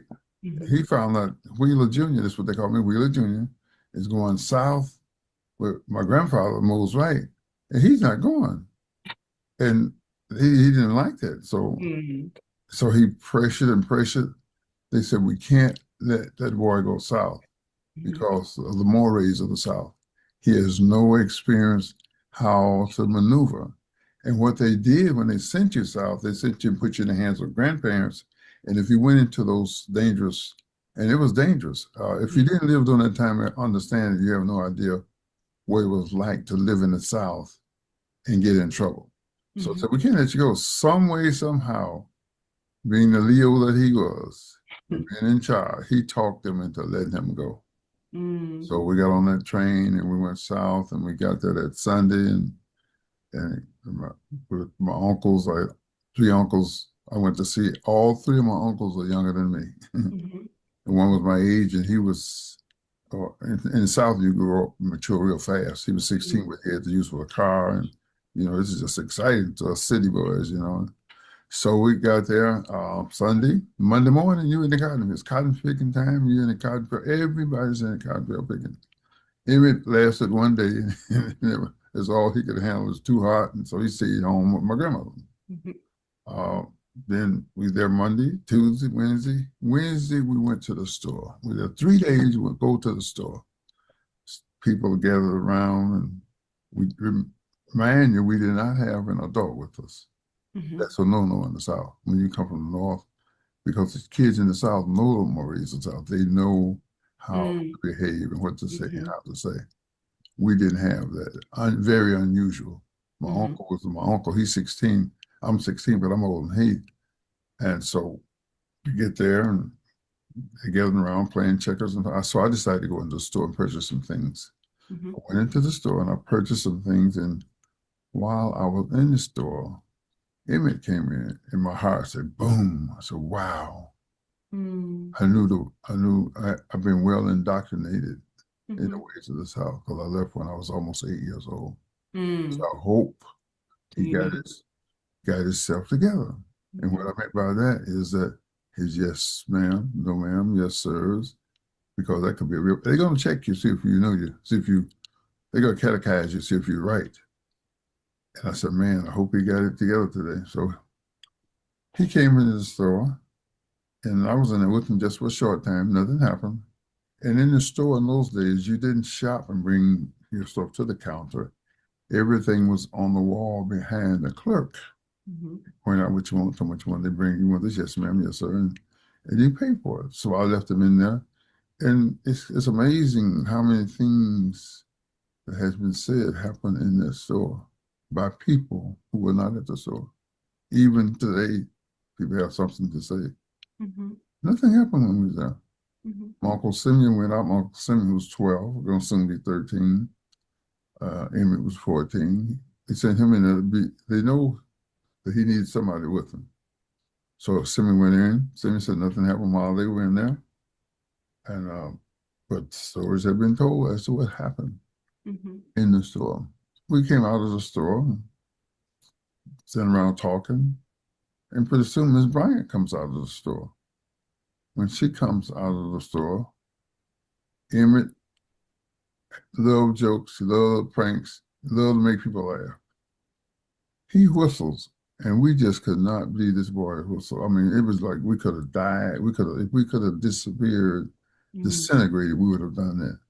Nobody said, let's go. And by now it's dusk, sundown, and so we all rushed for the car. About 7 or 8 of us, more in the car than should be.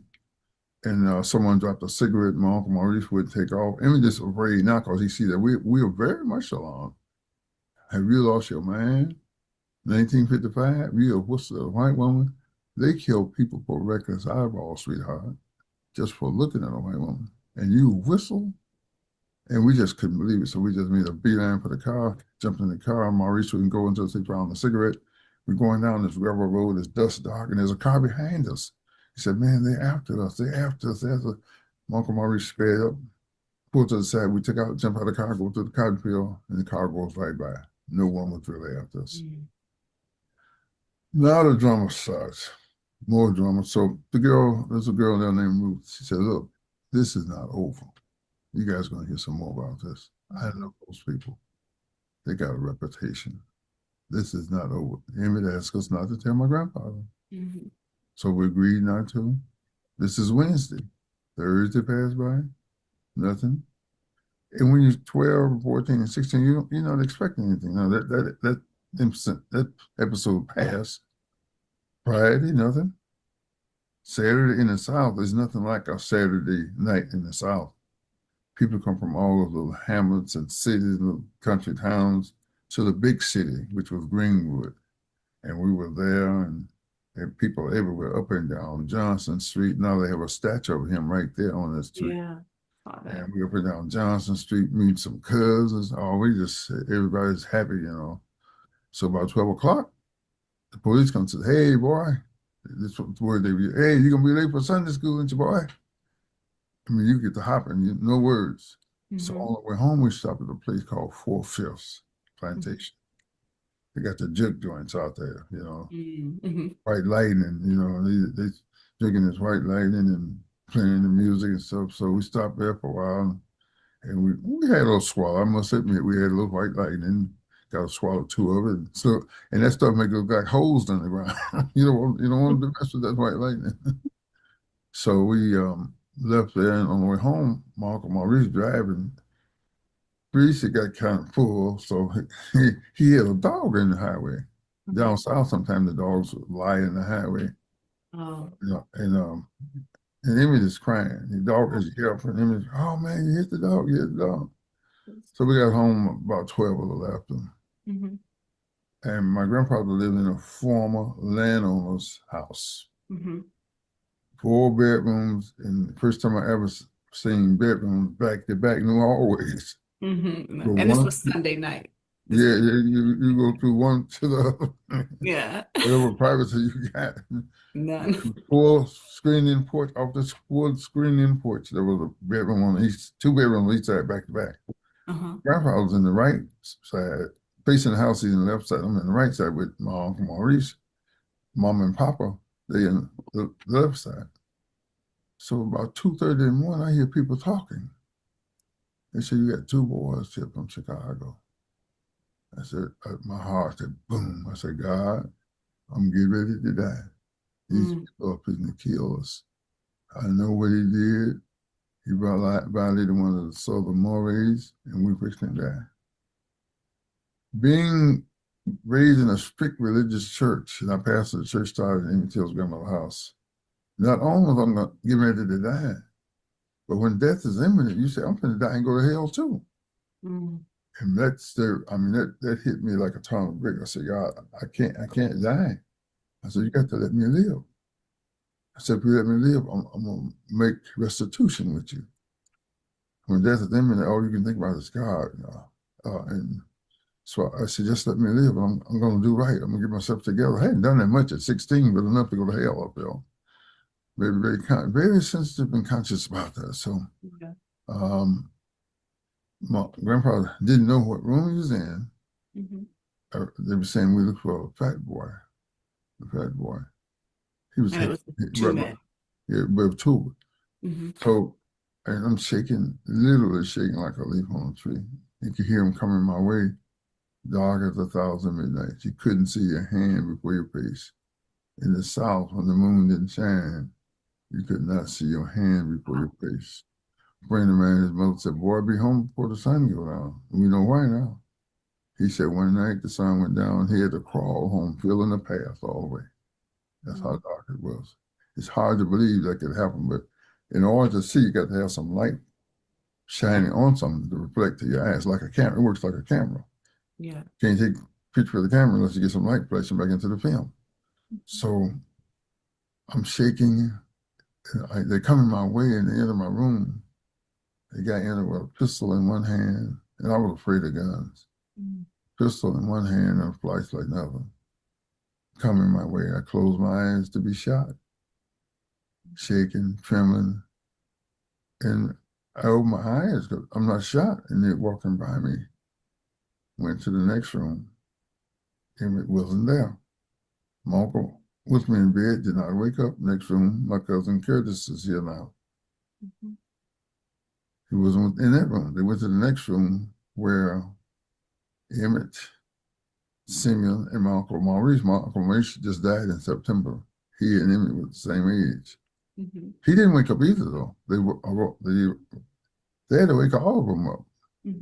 Aroused Simeon. He went up, told him to get up, and he told him to put his shoes on. He wanted to put his socks on.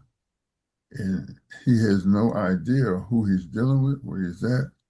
And his language wasn't, I couldn't tell exactly what was going on, but it was pure hell over there. I mean, they was hot as a firecracker. And I think he wanted to put his socks on, and my grandmother's ran up the house next door, the white man living next door, to get some help. He wouldn't help. Yeah. My grandfather trying to tell him that the boys, his man is not good, don't take him. My grandmother offered them money. Yeah. They reluctantly refused that.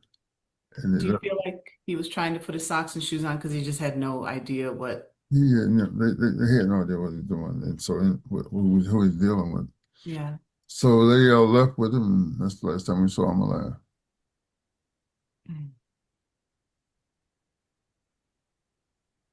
So that's all thing happened at the house. And my grandfather said he went to the door, and someone asked, was he the one? And he said it was a high voice. And when you read the court, I don't know if we read the court documents or not, but the transcript it says he.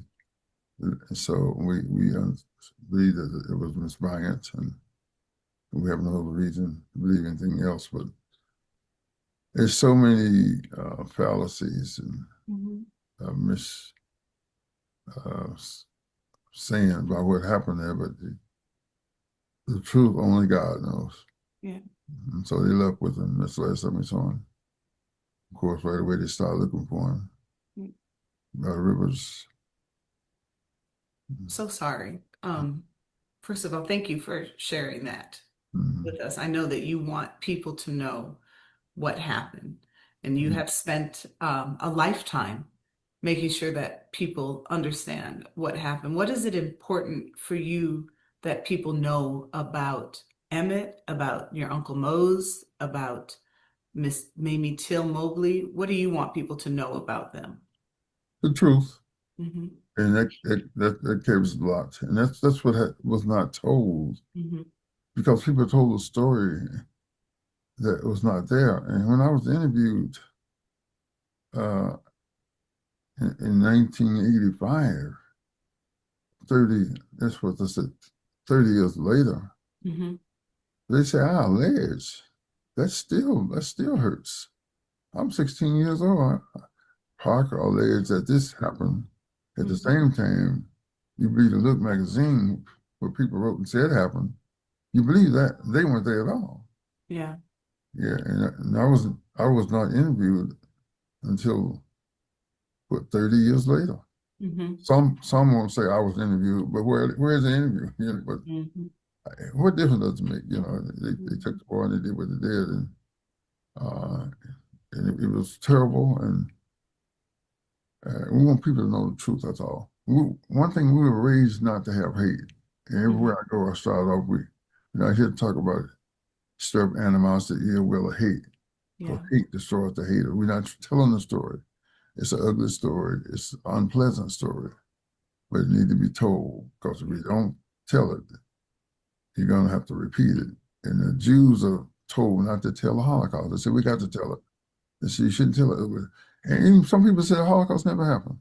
The minds of people is just so ridiculous. But anyway, we have no animosity, ill will, or hate. Yeah. We hate that happened, but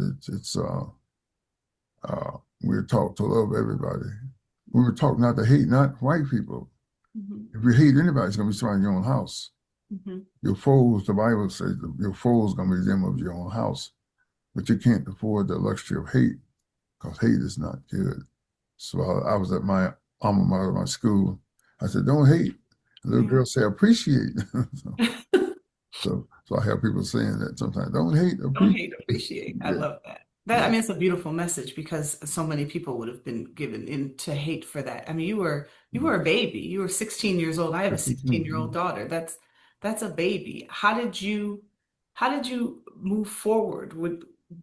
Were you able to talk about it? Did you not talk about it? Did it take, I mean, I know this is still a process. You're still moving forward, Mhm. but what has it been like for you? It's I came back to where I live right now, and I live right near the school, Hmm. same little town, in Summit, Illinois. And I went to the school. They didn't have counselors for you, and they weren't interested. I don't think they were interested. So I Hmm. remember my English teacher. He's the only one who said something to me. He said, "Do you hate white people?" That's all he asked me Hmm. because of that incident. And we didn't talk about it because America, the attitude of America was he got what he deserved. Hmm. He was managed 14, just made 14, whistling at a white woman. He should have known better. So we couldn't talk about it to them. And the black people attitude was, my grandfather would not let it happen. We were ashamed. Y'all didn't do nothing. Hmm. You should have done something. So I guess I had survivor's guilt, you know. Hmm. So for until 1985, we didn't talk about it. It was nothing to talk. Like now, it's demand to talk about it. That was not the case then. You may say something to somebody about it, but it was not anything that the schools wanted to hear about. Yeah. No one wants you to come talk about it because it's still unpleasant. It's an ugly story. And some are saying don't talk about those things because you make white kids feel uncomfortable and guilty. Mhm. So that we need to eliminate it from the books, so kind of stuff, you know. Yeah. So after 1985, Rich Samuels in Chicago, Illinois, Channel 5, NBC, Mm. he came out and did a documentary, and things started changing. Now people invite me in, but I notice for people that invite me in, they're progressive people. Hmm. Schools are progressive schools and colleges, and I go all over talking about it. Hmm. But I always start off because it's an ugly story. Yeah. We're not here to stir up animosity, ill will, or hate. We just want to tell the story. Can we talk about history? And I make them feel comfortable and say yes. And I went to Delta State for years, and they bring 50 teachers in June Mm. and 15 in July, and we tell a story. Hmm. They go back to their schools from all over America. They invite me in, the ones that were progressive. Yeah. That's how I got to travel and still traveling all over telling the story Wow. without animosity, ill will, or hate. You have to have love for everybody. Do you feel like it's been healing for you to be able to talk about it over the years? Yeah, it's healing and it's closure. To help brings closure. It's healing, and I never knew how much it meant to people to hear from an eyewitness. I Mm. just took it for granted, and Hmm. I understand and appreciate it more. Hmm. I went to the funeral, and I I think they said God's way to protect me. I said, this is not Emmett. I had no sorrow, no Mm. sadness.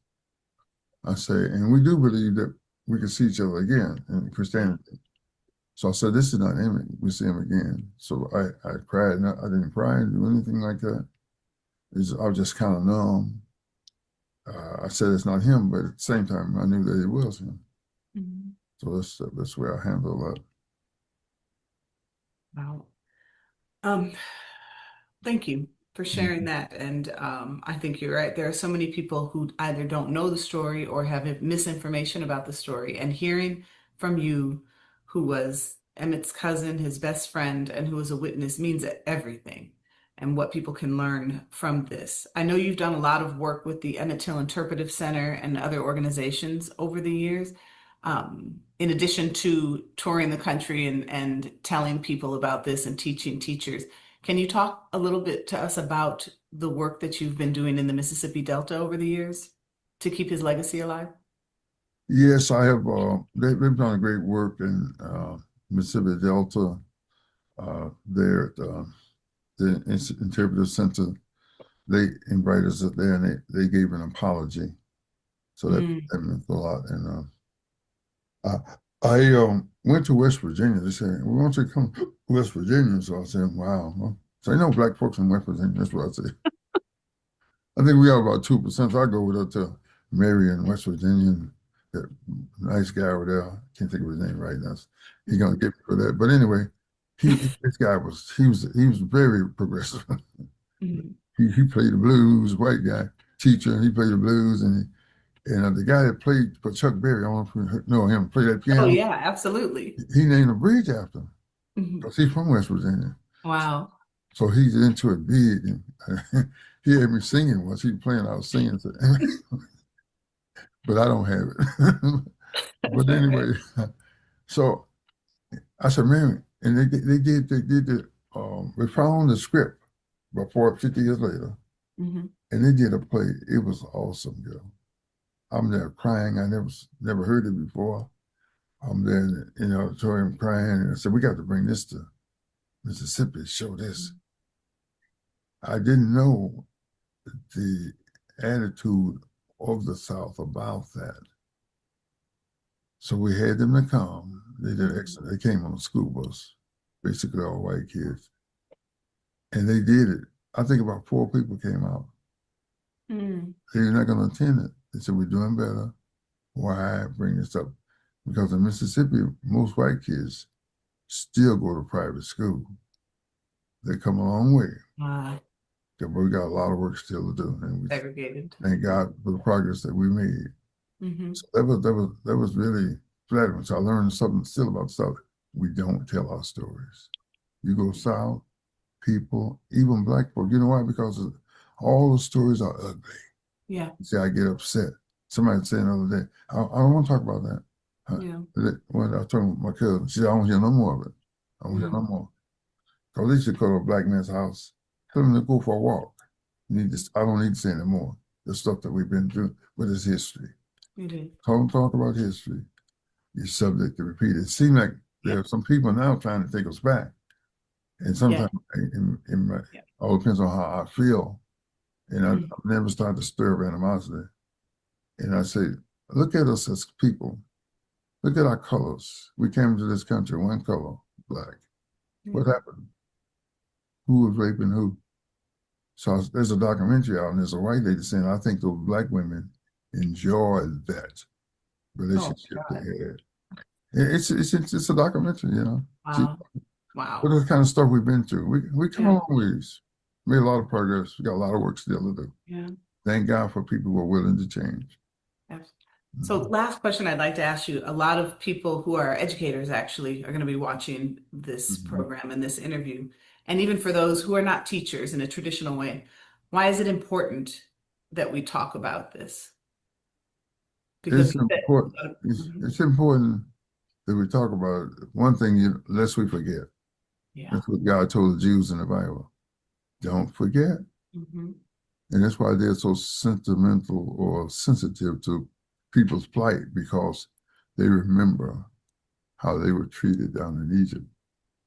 Not down in Egypt, down in Africa. That's where they were. Mm-hmm. We like to separate Egypt and Africa, but Africa. Egypt is Africa. Mm-hmm. I don't know why, but anyway, we won't spend no time on that. And God said, lest you forget, don't forget. So we can't afford the luxury of forgetting. If you forget where you came from, you forget too much. So we need to look at how we got to where we are, remember where we came from, without hate animals. I say that all the time because people are so full of hate nowadays, and hate destroys the hater. So, and Mamie Till, if you listen to her reconciliation speech, you were saying, she said, it's like those people don't exist now. We have a calling in our life. She took a lemon and made lemonade. She forgot about what they'd done. She said she took children, started developing their oratorical skills, and traveled all over. I got a job to do. Have a life, because negativeness is going to come up through your life. But if you got a life, and a little Arab girl asked me, how can, I live near Arab community here, probably about 15,000 of them. She said, how can, because they suffer the same thing to some degree, because they are Arab. So I said, well, you got to have a life. Yeah. That's a bump in the road when people don't like you for this or that or hate you. You got a life and you're busy doing that and you will forget about the things that you suffer. You forget about that you're Black. Wow. And what Mamie did, it inspired untold numbers of individuals who got involved in the modern civil rights movement. I mean, when you say she turned this into something that really transformed lives, and you're doing the same thing by talking about this for a new generation.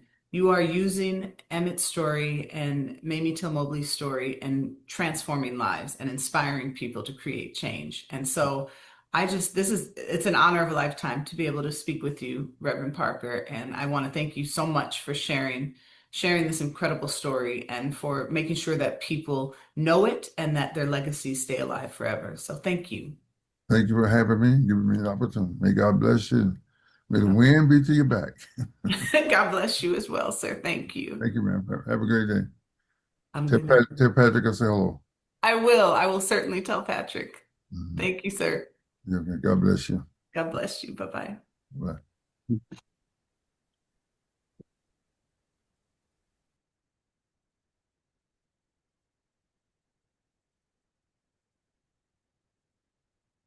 That was amazing.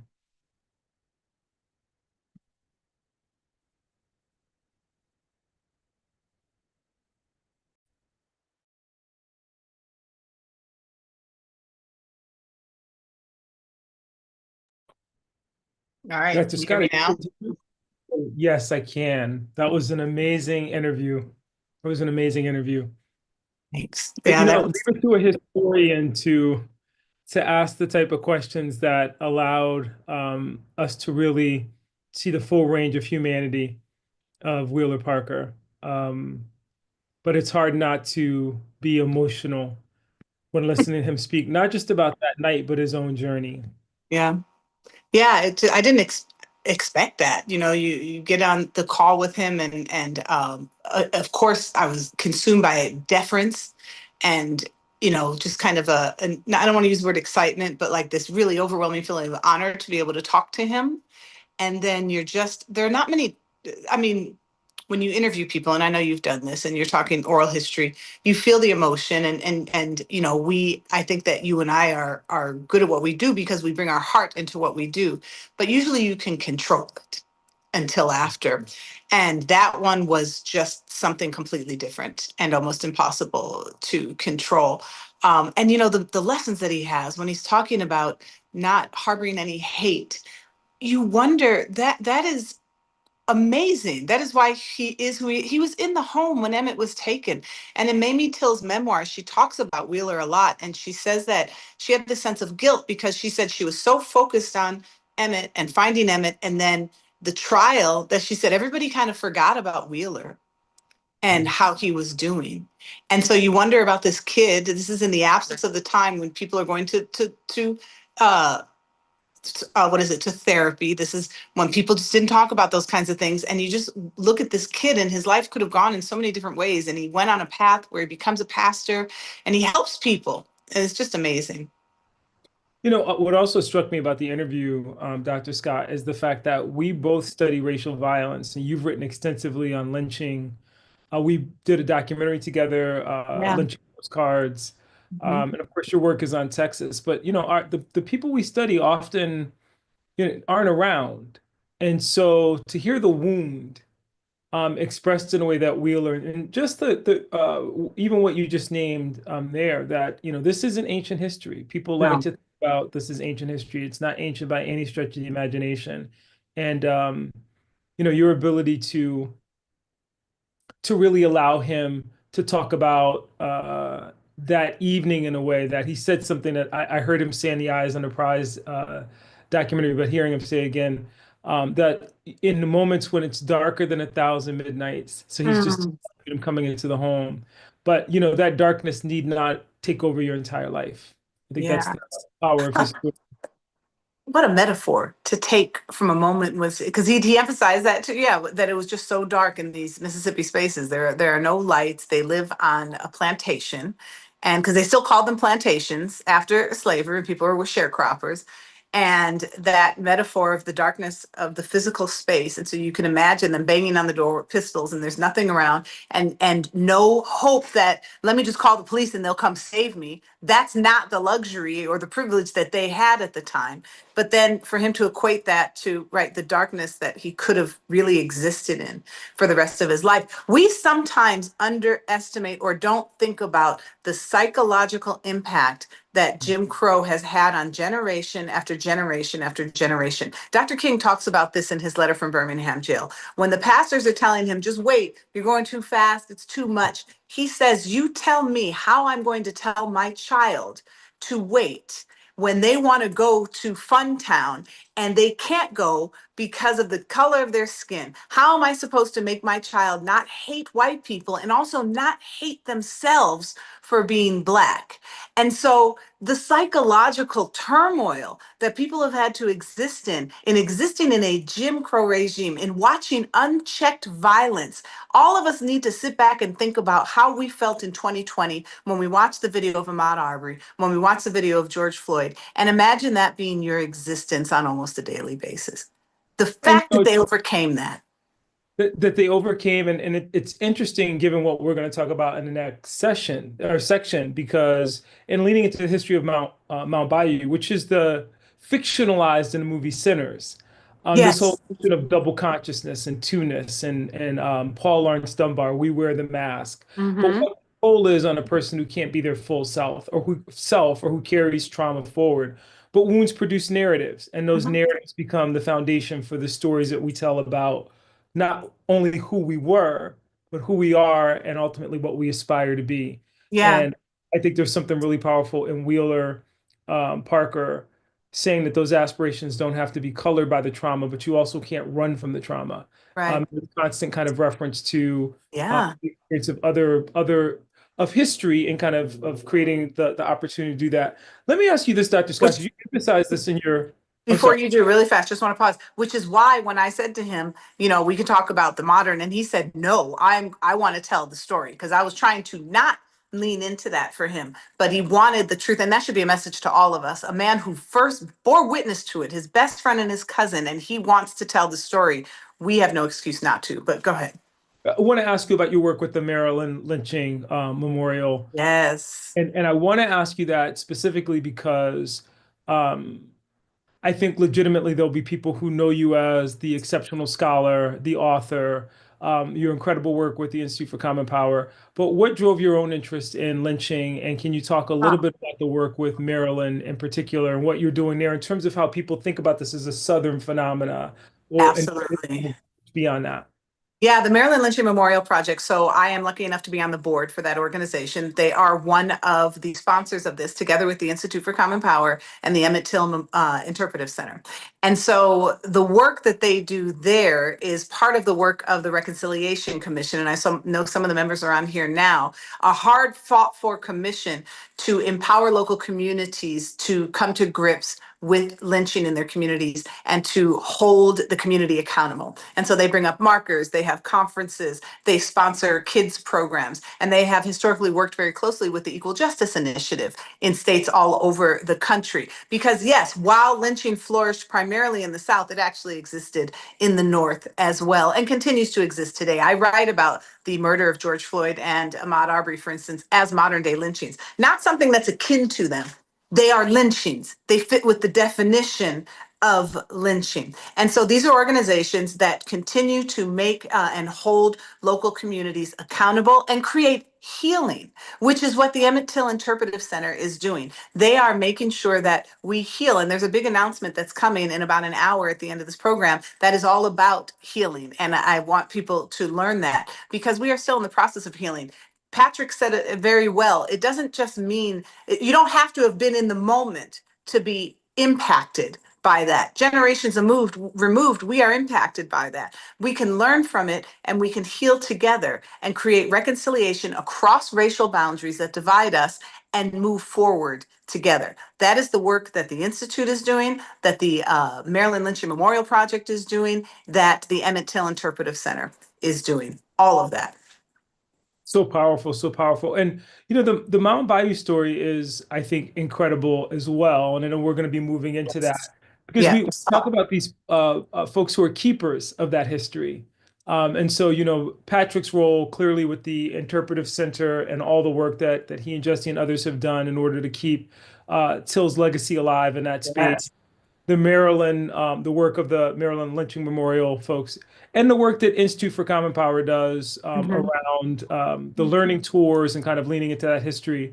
But I would be remiss, and we have to go back to this for just a second. Yep.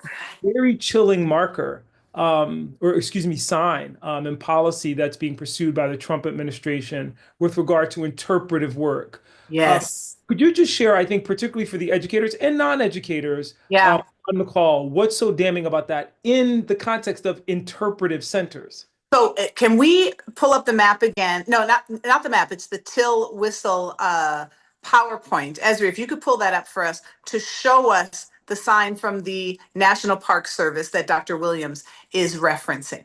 Because, and you know, Dr. Williams, while she's doing that, I'll say this. You have a series, a documentary series that is now out on PBS. We're going to drop that in the chat and we're going to send it an email to everybody. Yours was one of the last ones that was publicly funded by PBS.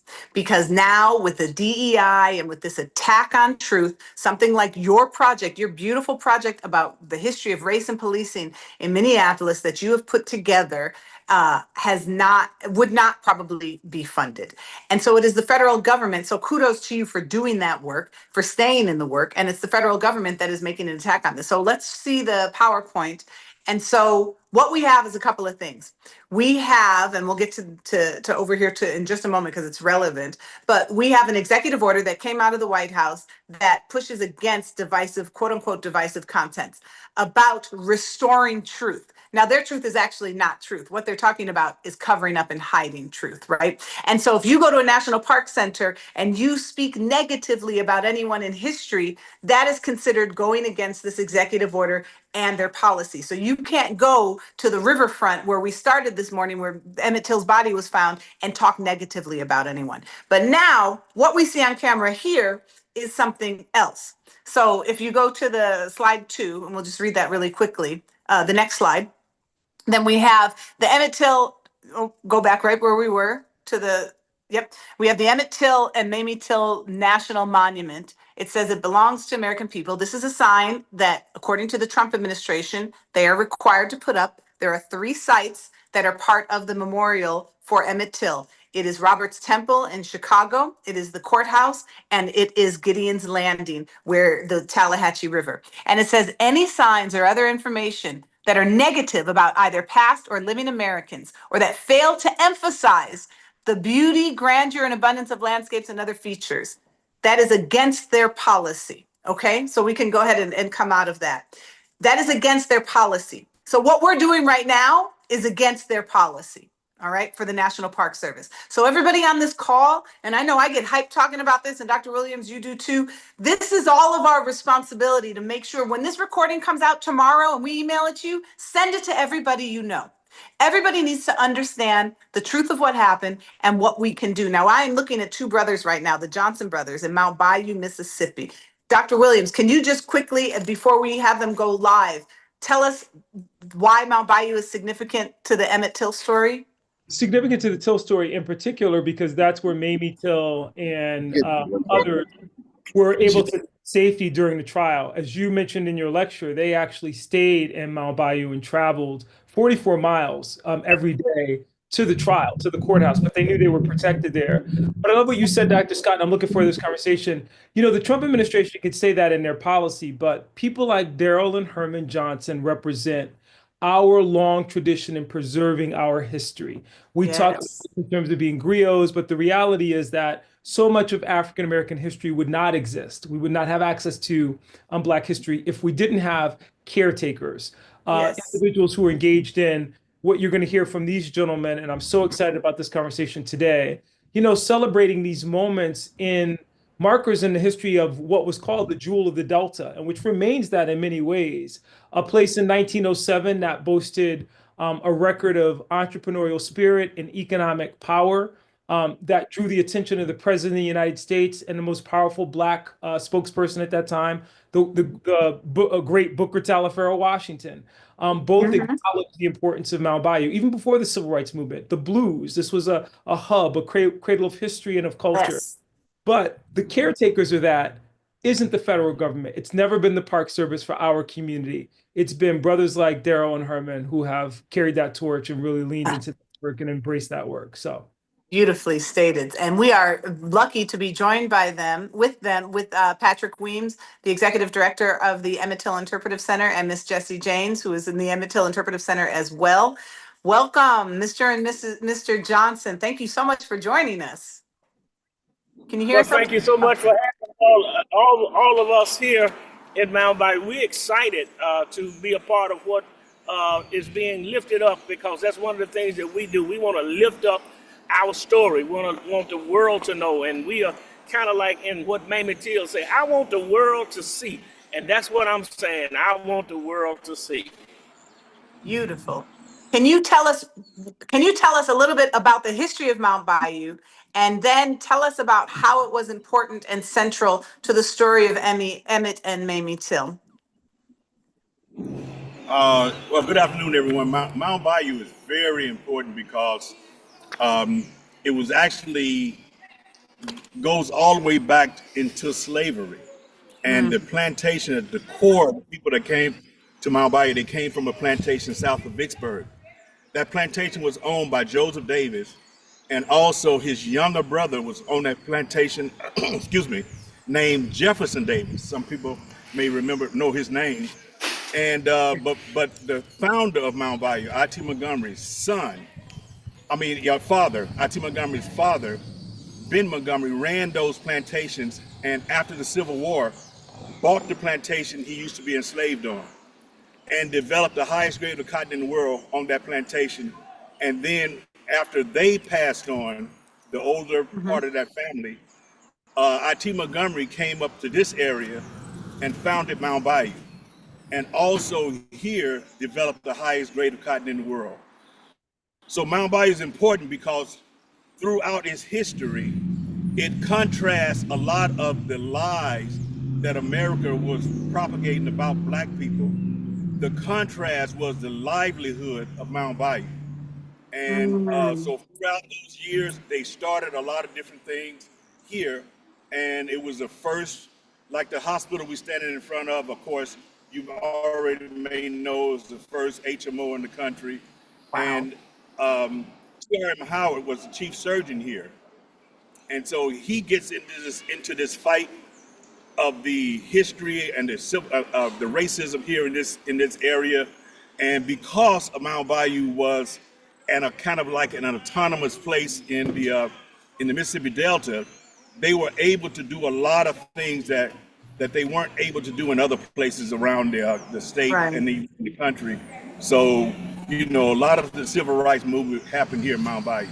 So a couple of things. You mentioned Dr. T.R.M. Howard, who has my favorite name in history, Dr. Theodore Roosevelt Mason Howard. It's beautiful and befitting for a man of his stature and his grandness. So his house served as a safe haven. Now, that's not just by chance. Mount Bayou, even decades before Emmett Till's the trial of the men who murdered Emmett Till, served as a safe haven. We have had the pleasure of meeting the two of you, Mr. and Mr. Johnson, and speaking with you. And there's a story you told us in particular about the bank and protective measures that were taken when the Klan tried to come into the city. And I'm wondering if you could just share a little bit about how people in the city protected themselves, because that will help everybody understand why Mount Bayou was just not by happenstance, don't go there, but they were an insulated community that protected themselves.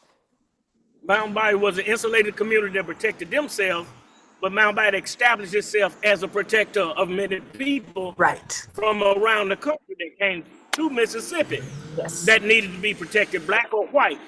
But yes, there was a time when people wanted to treat these Black people the way in Mount Bayou, the way they were treating everybody else. They want to come in and take over the town. But at the Friends, to the north, to the south, white or black, they got in there and called. They heard about it. They called and told the leadership here. So what happened is when the guys came, it was almost nighttime, and the people in Mount Bayou was ready. Everybody turned their lights off, and somebody crawled on top of that bank building. It was a 2-story bank building, and had a Gatling gun. And so just about time when they made it in town, everybody was in their windows and the lights were out, and somebody on top of that Gatling on that bank let that Gatling gun go, and it just ta ta ta ta ta ta ta ta. And when that gun started shooting, those guys disappeared. And so, but what was really interesting is that the legislator, whoever was in that crowd of white guys coming into Mount Bayou, some of them must have had something to do with the legislature, because they introduced a bill to get rid of Gatling guns, and they actually said in Mount Bayou there is a Gatling gun in Mount Bayou. So actually that's one of the ways that we were able to take care of ourselves. But we have been that haven, so it was not hard for Dr. T.R.M. Howard to establish his house, because the whole city was a haven. Wow, that's incredible. And Dr. Williams, I think was going to ask. Yep, go ahead. No, you first, Dr. Scott. I'm so enjoying this, though. Appreciating that. That context for, I'll say this. Money, Mississippi is also close to the birthplace of Black Power and self-defense. But I love that you're leaning into the fact that's a long history in our community. It wasn't born with the Deacons for Defense and Justice or the Black Panther Party. That goes back to the essence of Black communities being forced to contend with the issue of safety and accepting that responsibility in ways that you describe in a history that people often don't know. Can you tell us a bit more about Dr. Howard? Because many people just don't know much about him. And here's a man who, was a precursor to some of the leaders we do know, and was a mentor to people like Medgar Evers. So can you tell us more about Dr. Howard? Well, Dr. Howard, of course, you just mentioned, he gave Medgar Evers his first job out of college, Medgar and Merrily. But probably may not know that the largest civil rights rally in the country in 1955, April 29th, 1955, was here in Mount Bayou. 13,000 people around the country came to Mount Bayou so that they could organize. And T.R.M. Howard was the organizer of this rally. And he was able, because of his stature in the country, he was able to bring the heavyweights down here to Mount Bayou. People like A. Philip Randolph, Adam Clayton Powell, Thurgood Marshall, and Mahalia Jackson. All these people were coming to Mount Bayou because of the notoriety of T.R.M. Howard. And he became a big businessman here in Mount Bayou. He was one of the largest landowners in the state of Mississippi, black or white. Wow. He had several different businesses here. Where we're standing right here, across the street from here, he established another hospital. And then next to it, he built the first Olympic-sized swimming pool for black people in the state of Mississippi. Wow. And because a big game hunter, he hunted around the world. He was bringing animals here, and he had one of the first zoos in the state of Mississippi. So he not only mentored Medgar Evers, but he mentored Fannie Lou Hamer. Yes. Moore, Aaron Henry, and who? Martin Luther King. Martin Luther King, and then Jesse Jackson started Operation Push in his living room when he had moved to Chicago. And so, yeah, he was a big influence here in this area and around the country. And Rosa Parks talks about how 4 days before she didn't give up her seat, Dr. T.R.M. Howard was speaking at Dexter Avenue Baptist Church in Montgomery, talking about the injustice that happened with the trial. And she was also inspired by him and what he had to say. Absolutely. Yes, that's correct. We basically call him the godfather of the civil rights movement. But the fact is that people were not writing our history as they should have. And that's why Dr. T.R.M. Howard is not being heard about. But that's one of the reasons that we are trying to write our own history now, because we kind of like 40, 50, 60 years behind, so we got to catch up. And when you see a lot of these files that just got released in August about Emmett Till, matter of fact, I think the title of it is Emmett Till / T.R.M. Howard. And you read some of the communications that was going on back in 1955. There was a large conspiracy around in the country with the white people in higher positions to try to quiet T.R.M. Howard. And, they were writing articles and conspiring different articles to discredit him. J. Edgar Hoover had a public fight with T.R.M. Howard. And you could see some of our senators and some people in Washington, D.C. were communicating with each other to try to quiet T.R.M. Howard. And some of those documents are still they're housed at the Emmett Till archives at Florida State University. Our partners down there, so you can find original documents that they're laying out. Can y'all talk about you got something to say? Go ahead. I want to see if you're going to talk. Are they cut off for you as well? The regional council. Can you hear them for still? Negro Huh. Okay. and what the regional council for Negro leadership meant before the NAACP really got going in this area. So actually, Dr. Howard served with NAACP, Regional Council of Negro Leadership, and a lot of the organizing that was going on. Black people in the early 1900s and all the way up to 50s and 60s were organizers because they knew that they couldn't be out. Yeah. So they had to be in. And some of the most powerful organizations were the NAACP and the Regional Council of Negro Leadership, which Dr. Howard was the man in all of them. And that's one of the things that we need to understand as well, because Mound Bayou served as a hub for that organization as well, not on paper, but you could go to Magnolia Mutual Life Insurance Company where he was, and there was a guy that talked about how they met in the evening time all the time. So we got all of these backstories that we put together so that we can establish the real history of African American history and civil rights history as well. Yeah. Can y'all talk about the museum here and how y'all found it in the hospital? So first of all, we are at the hospital. This is the Taborian Hospital, and we actually waiting for somebody to come in and help us open it back up to something. We would love to see a museum and some other things in there, but actually we are on the grounds here. It has been renovated and it has to be re-renovated again. But right next to us is the old school, and we established a museum right next to us over here as well. So right in this hub right here, this is actually a hub that's telling the story. And we say it's not just Mound Bayou history. We're telling a Black history of the United States and actually the world, because there's some powerful things that we could tell you about us going in Africa and all of the relationship that we had with the president's office, the federal government, and here from Mound Bayou as well. And I want to add in about the creation of the hospital in 1942. T.R.M. Howard was brought in as the chief surgeon here. And so, this hospital was born out of necessity because there was no other place Black people could go in the Mississippi Delta or anywhere in Mississippi except maybe Yazoo to get care, properly. Yeah. They were really treated bad in some places when they tried to go get care in some of these hospitals preceding 1942. And so they had to establish something that created something that everybody could participate in. And because they did that, they established something that even the sharecroppers that were counties away from us could afford.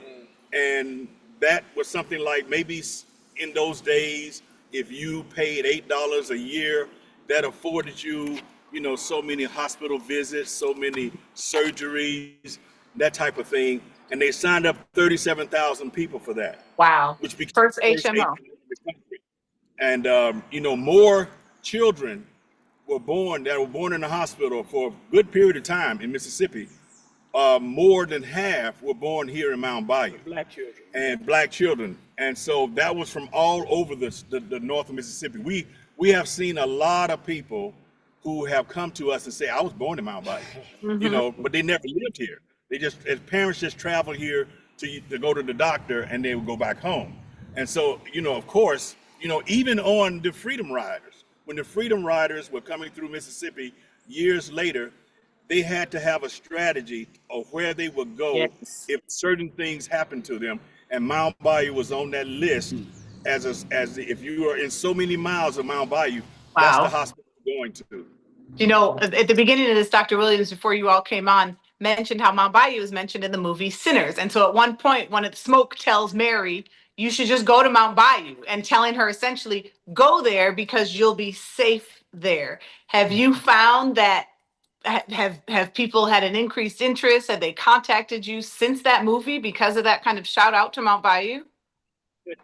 Well, yeah, they have, and people have come up with different understandings of what that means. I would think more people would be coming because of that. But,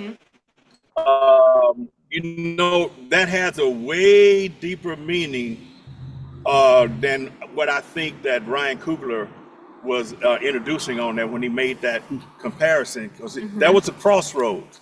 Yeah. And if you go back into I.T. Montgomery's history, I.T. Montgomery was more of a Marcus Garvey type of person, even before Marcus Garvey. Yeah. He was trying to get us to not lower ourselves to be a second-class citizenship in this country. White people are already going to be here. Black people are going to have to be here. And so I.T. Montgomery was trying to get us to go to and be autonomous and find us our own country. And when he died in 1924, he one of the statesmen in Mount Bayou at his eulogy made the statement that we should follow or continue what I.T. Montgomery was working on when he passed away. And when I.T. Montgomery passed away, he had been working with the U.S. president to try to buy Congo from the Belgians so we would have a country to go to.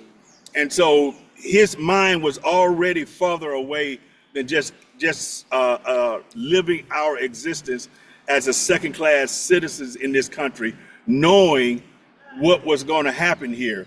More along the line of what Martin Luther King said toward the end of his life was that he felt that he had led his people into a burning house. And so this was I.T. Montgomery's thought process, even, way back then, when he started Mount Bayou. Can you both just speak to, you mentioned Montgomery, and we spent a lot of time talking about Howard. I think what distinguishes both of these gentlemen is also their role as institution builders. Why is institution building still so important in the Black community? And as you think about this history and as you preserve it for future generations, what would be the 2 or 3 things you would say are most important for young people in particular to take from the legacy of a Howard or a Montgomery? So he's talking about the role of institutions, and especially institutions. We got a couple loud trucks coming through, y'all. Mississippi, goddamn. So he's talking about the institutions and the importance of, especially Black institutions, to hold knowledge, to hold power. Correct me if I'm getting the question wrong. And what would you want people to take with you about Mount Bayou today? Perfect. Well, I could just say I didn't finish my rant a few minutes ago. I want to compare that with the Sinners. When when I.T. Montgomery was pointing us in the right direction, in Sinners, that was what he said, that he was at a crossroads, right? Yeah. And that crossroad road was a preacher's kid to go this way and being a part of all this that's going on, and actually try to make it somewhere. Or your crossroad, go to Mount Bayou where the proper people was at. And to me, that idea was it goes way deeper than I think they were trying to do it at, make that point on the movie.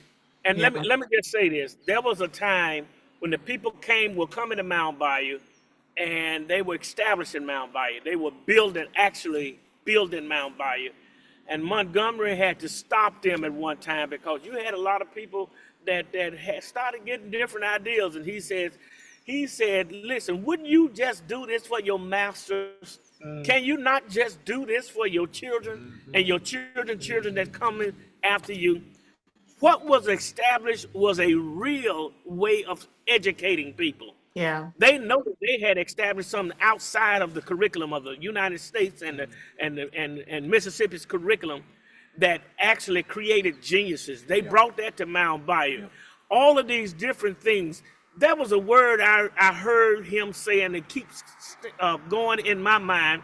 I'm 66 years old, and I remember this word. He says, stand still and steady yourself. In other words, we must learn how to be steady when all of these other things, we're going through a lot of things in our country right now. But if we just steady ourselves, and I believe that institution that was created was on the inside of us, not on the outside. It's something that he created on the inside of us.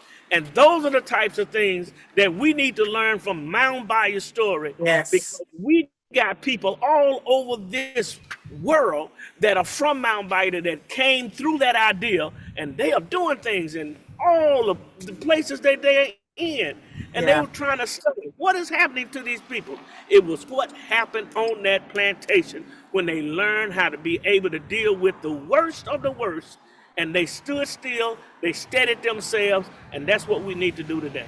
Amen. Mr. and Mr. Johnson, you both are incredible. You are the keepers of history there. We have been lucky enough at the Institute for Common Power to bring several groups to meet with you. We're bringing another one in January. The only reason we know about the two of you, Mr. Patrick Weems, thank you for putting us in contact with them. And so this has been just life-changing for so many people we've brought there. And so thank you so much. We're going to make sure that your museum website is part of the information that we send out to every single person who has registered for this teaching so that more people will know about the ways in which you are preserving history. So thank you for being with us. Thank you so very much. Thank you for having us. Thank you. Absolutely. Go ahead, Dr. Williams. Gotta love that, Dr. Scott. Reminds me of some of the work we do with Institute for Common Power and that advice that they offer at the end, toward the end, stand firm and steady yourself. But then I think the next step that we take it with the Institute for Common Power and then anchor your community. And I think the story of Howard is that regional council for civil rights, the mentorship is all about once you find your footing, find a way to give back and to create that solid ground for those that you're in community with. So I love that the brothers, both the brothers and the brothers ended on that note. Yeah, absolutely. Nice little double entendre. Absolutely. It was fantastic. And I'm so happy that they were able to come and speak. And now Patrick Weems and Jesse James and Dr. David Domke, who is the one you kind of see sometimes coming on the screen. He's the one behind the camera, my colleague in the Institute for Common Power. They are now in a car driving to another location in Mississippi. We will see them in maybe about 30 or 45 minutes. And from that location, Patrick is going to have a really big announcement. So, but before we get to them, the next thing that is coming through is we're about to have a conversation with Miss Tiffany Talbert, Director of Preservation, National Trust, and Historic Preservation. So I think we'll have her join. She should be joining shortly. Hello, Ms. Talbert. Thank you so much for joining us. Hi, how are you all? Good. Good to see you. Thank you for joining us today. Thank you for having me. Excited to be here. Wonderful, wonderful. Go ahead, Dr. Williams. We're going to start very, very high level with you today because even though we're talking about the legacy of Emmett Till, your work in preservation in particular, particularly around African American historic preservation, has been significant.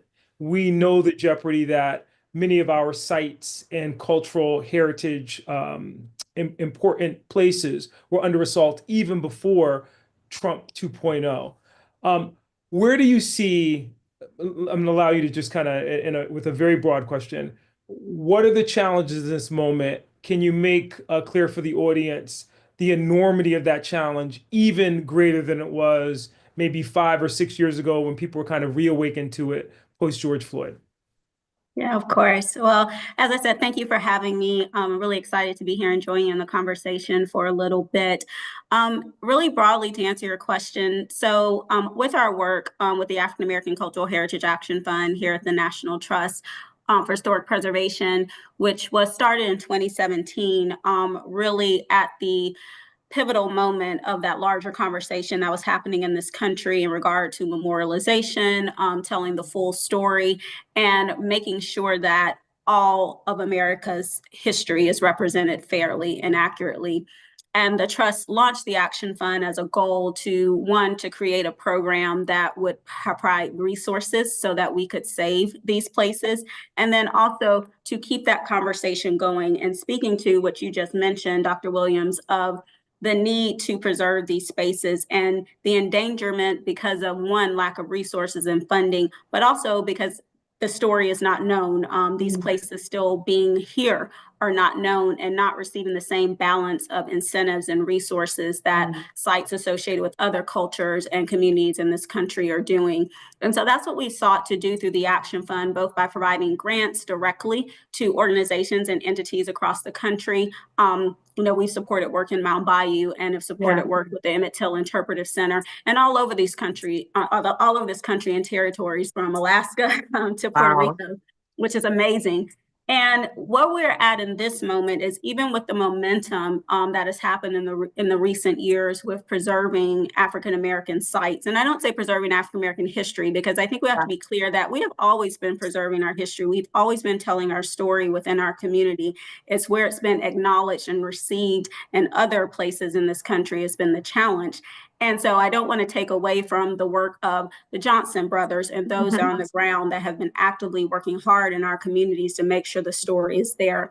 But they still deserve and should have the same support and of resources to preserve these places, as well as people to come in to help them to grow their capacity. And that's what we're doing in the Action Fund.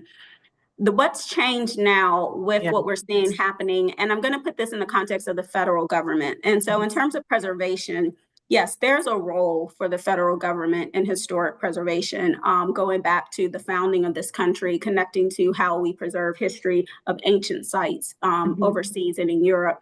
But now we really go by the Historic Preservation Act of 1966, which really established what is the federal government's role and responsibility to preserving historic spaces.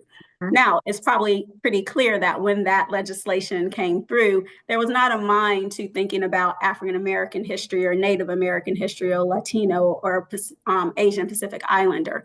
And so we are already at a disadvantage of losing decades of resources and focus and investment from the federal government on preserving our history, but it was still being done. And programs like the Action Fund has really accelerated that in the recent years of getting those resources to the communities to do. But a lot of it's been in partnership with the role of the federal government, whether it's through federal grants, whether it's historic preservation tax credits for redevelopment projects, whether it's just expertise. The National Park Service and the Department of the Interior has wonderful experts to help with preservation, as well as designating historic sites, whether they're listed on the National Register of Historic Places or become new units of the National Park Service, as we see with the creation of the Emmett Till and Mamie Till-Mobley National Monument in 2023. But if we look at the National Register of Historic Places, which is our country's official list of sites worthy of preservation, probably less than 5% represent sites associated with African American history. And that list has been since 1966. And so we have a lot of work to do, one, to just make sure our sites are acknowledged, that they're included on that list of places that are worthy. Wrong word, I don't like it, but that's literally what it says, worthy of preservation, worthy of support from the federal government, and worthy of that protection. So we have to keep pushing there. We also have to keep pushing what they consider historic. A lot of with the National Preservation Act, it's looking at architectural integrity and character, and the places that were designed by, quote, the work of a master. Well, who determines who's a master? Those masters don't include African-American architects or builders or engineers or just communities that came together to build a building without, a license or building plans or anything like that. And so Till is an example. I'm going to circle this back up. So our work with Till and preserving those sites, we're challenging all of that. We're saying, yes, Robert's Temple Church of God in Christ in Chicago is a historic church. It was founded in 1916. Well, the early 2000s, the church, as many churches do, did a major renovation. So it did not look as it did when it was built in 1916 or as it did in 1955 when Emmett Till's funeral was there.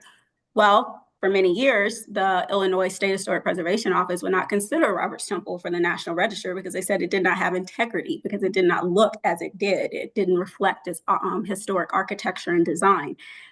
We say, but the cultural significance of this place, the role of the church on the south side of Chicago associated with the Great Migration, as well as Till, makes it worthy of preservation. It being changed from looking that way does not take away from us understanding the significance of this place and what happened there.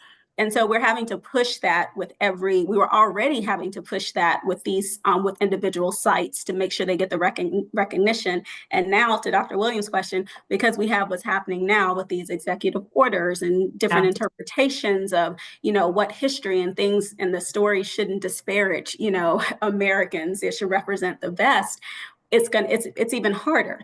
Yeah. So, but I want to be optimistic, and I've been telling people this all year when we've been meeting with our grantees or sites of saying this is not the time to slow down.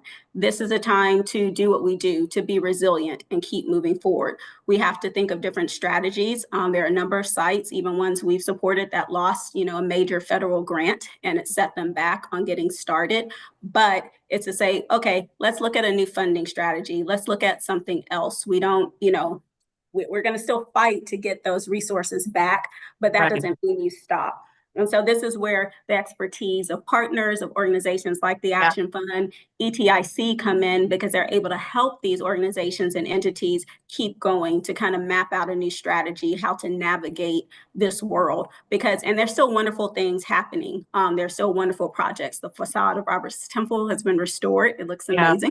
We're moving forward with the plans for the restoration of the sanctuary, and the architects are finishing the schematic design portion, and being able to go out there and raise money so we can get to that next phase. So while we are still advocating for the rightful role of the federal government in preservation to continue, it's not the only entity that has a role. We can still save these places, and we should. And we've been doing it for many, many years, and we'll continue to do it now. Wow, Ms. Tolbert, you are amazing. And we see things coming through on the chat to say the same. I know we have to get going, but I want to say, number one, thank you, not only for doing the work that you are doing, first and foremost, but for telling us so beautifully why these sites are, and you're right, it is a bad word, worthy of having this preservation and having the money put. So just in the last few seconds, can you let everybody know out there how, because we're going to head over to another space out there in Mississippi, just to let everybody know, and we have a short film to show you. Can you let people out there know how they can support the work you're doing? Yes, well, I do welcome you, Till, if you're not familiar with the National Trust, and I see a lot of my friends already in the comments, so happy to see all of you all. Please reach out to learn more about the National Trust and the African American Cultural Heritage Action Fund. We are putting resources on the ground through our numerous grant programs, whether it's preserving Black churches, conserving Black modernism, our Descendant and Family Stewardship Initiative. We'll open up our national grant program for 2026 awards in January, so do be on the lookout for that announcement when the grant application opens. But our team is here, our staff, whether it's our preservation team that I lead, if you need assistance to kind of think how to get started, if you've hit a wall because of the current federal climate and just need to kind of strategize around the table. I was just in Mississippi with another grantee 2 days ago doing the same thing. We're here to help. So do visit savingplaces.org to learn more about the National Trust and the Action Fund. And of course, you can always find me through Patrick or Victoria or anyone if we can be of help. Yes. That sounds wonderful. Yes, if anyone would, we are going to send out an email after this, and we'll send all contact information for they can find you, and you can always contact the Institute. Ms. Tolbert, thank you for being with us. Thank you. She's amazing. But now I could listen to her all day. I know. And, she made a really good point. We talk about culturally significant. For Black and Indigenous people, sacred properties become very important, because when you're not talking about architect standards that meet the definition that you'd find in the Antiquities Act or she mentioned the Historic Preservation Act of 1966, it's always been a challenge in our community to talk about this in the context of kind of sacred properties or spaces that are significant because not because of the architecture, but because of what they mean to a community beyond Yeah. you can actually physically see or touch or sense in that space. So I was so Right. happy to hear her kind of lean into that and to help people understand and appreciate that. Our standards aren't, who built the house, the master that built the house, but the Yeah. in community that came out of that space as a place for gathering, for nurturing, for growing. You just described the importance of Mount Bayou. If you drive through Mount Bayou and you didn't know the history, you wouldn't know, oh, this particular thing is this. Yes, they have the bank that they talked about. I love that story with the Gatling gun and Dr. T.R.M. Howard's home and the first hospital. But what you don't get if you are just driving through and see is that sense of community, is the safe haven in there, is the training ground for all of these activists who come into Mount Bayou, is the fact that, Mamie Till and others could be there. That is exactly correct. So you don't get that by going through there. This day is blown by. I just can't even believe it. We have an announcement we're going to make in about maybe 25 minutes or so. So stick with us. We have about 45 minutes left for our teach-in. I'll give you a sneak peek. We're going to have another teach-in that'll be very different from the ground in Alabama in February because it's the 100th anniversary of Black History Month in February, which is incredible. But right now we have joining us a director and filmmaker, documentarian, Hassan Hussein. He's going to talk to us for a few minutes, tell us about a film he did called The Barn, which is about the barn, and then we're going to watch that film. The film, he made it very purposefully, 11 minutes, 23 seconds. Today is 11:23. Today is the birthday of Mamie Till-Mobley. It's 11 minutes and 23 seconds to honor Miss Mamie Till-Mobley. So we're going to be now joined. I think he should be with us. We can bring him on camera, Mr. Hassan Hussein. Hey Terry, can you hear me? Yes, but are you able to show your camera? Yeah. I'm trying to turn it on, but the host has disabled it. Oh, okay. We'll go ahead and enable that for you. Okay. I just got it. There we go. All Good to right. see you. So where are you right now? I'm You're in globe hoppers. Edinburgh, Scotland right now. And it's And 9:25 p.m. here. 9:20. And where do you live most of the time? I live in Seattle, so the weather is very similar in Edinburgh as it is to Seattle. That makes sense. All right. And But I think I'm glad you mentioned the time on the film. It's 11. It's called The Barn Doesn't Lie, which actually is a quote from Patrick Weems. And it when I did the first edit of it, it turned out to be close to like 11 minutes and 30 seconds. I said, well, we're going to premiere this on 11:23 for maybe Till-Mobley's birthday. Let me see if I can get it exactly at 11:23 to make it really align with the stars on that. So that's how it worked out. and we're actually going to watch it in just a moment. But before we do, can you tell us why did you make it? Why did you make it? When did you make it? I made it in October, actually in late September, early October. And I have been obviously aligned with Common Power and the Institute for Common Power for the last 2 or 3 years, where I've had a chance to go on a lot of these learning tours. And David Domke, who's running the camera out in Mississippi right now, Right. wanted to go out and meet up with Patrick. And we were talking about a lot of the things I've been doing since I've been working with you all in Selma is using this metaphor of the bridge. That as we're crossing a bridge, like the bridge in Selma, the Edmund Pettus Bridge, we can't see what's ahead of us, but we have to still keep going anyway. And so I started this project where I wanted to cross really notable bridges and have conversations with people about change and how we lead in this moment of change. And David said, hey, I'm going to Mississippi to meet up with Patrick. Do you want to come with me? Maybe you can have a conversation with Patrick about what he's been doing at the Emmett Till Interpretive Center and align it with this idea of what does it take to cross the bridge into this next moment. And I like that because I'm trying to always make sense of these civil rights stories and history, which I know is so sacred and momentous, ideally for certain generations. But as we try to make this relevant for future generations and my kids, how do we connect the dots? And how do we say what's going on now and what will happen in the future? We must connect to what happened in the past. And so when David invited me to come on this trip, I said I would love to, because it gave me an opportunity to connect to Patrick and to some certain sacred sites and ask him point blank, why 70 years later do we still need to know and learn the story of Emmett Till? Beautiful. So we're going to watch the film, 11 minutes and 23 seconds. Patrick Weems and Jesse James with David Domke, Dr. David Domke on the other side of the camera. When we see them again at the other side of the film, they're actually going to be at the site of the barn. So we will see them there. We're going to watch the film, and then I think Dr. Williams has something to say, and then we are going to, Dr. Williams and I will ask you a few questions after the film as well. Go ahead, Dr. Williams. Oh, no, Hanson, it's good to see you. I'm used to seeing you in the field. Just very appreciative for this work in particular. And I wondered, and I'll ask you this on the other side, I think we should watch it first, why you felt it was appropriate to pursue this through film. I think it's what you've done here, but I wanted you to talk specifically about why you felt film was the best way to share this portrait of this amazing woman, this activism, this story, this history. Beautiful. So Hanson, let's put a pin on that. We're going to watch the film, and then you'll have time to think about it, and then you'll answer it when we come from the other side of the film. All right. Thank you both. Great question. But this is the Tallahatchie River. This is where Jesse Jackson said this is the big bang of the civil rights movement. If Emmett's body is not removed from here, there's no open casket. There's no March on Washington.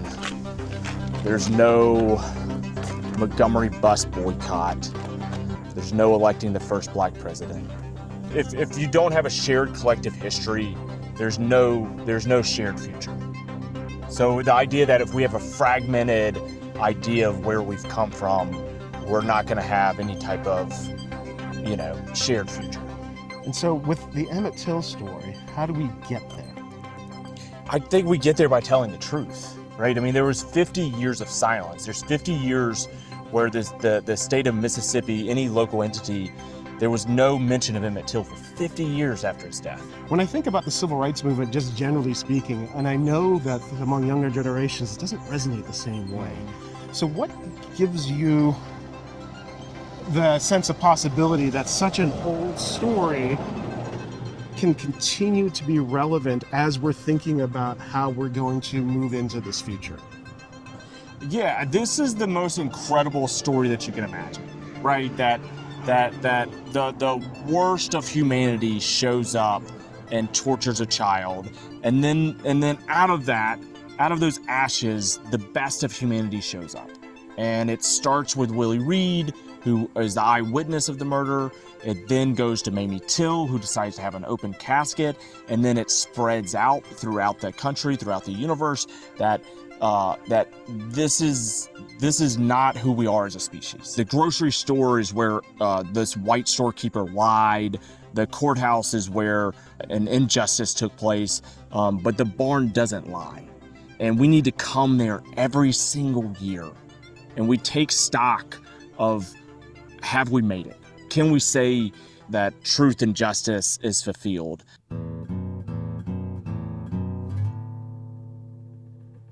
I'm still pissed off that I didn't know about it. I was 18 when I found out about Emmett Till, and it unnerved me that this story had been hidden from me. And I think I knew somewhere deep inside that I would be a wholer, fuller person if I understood, one, how this happened, why it happened, but then why it was hidden. And I think that scaffolding, that understanding of our history allows us to do better as we move forward.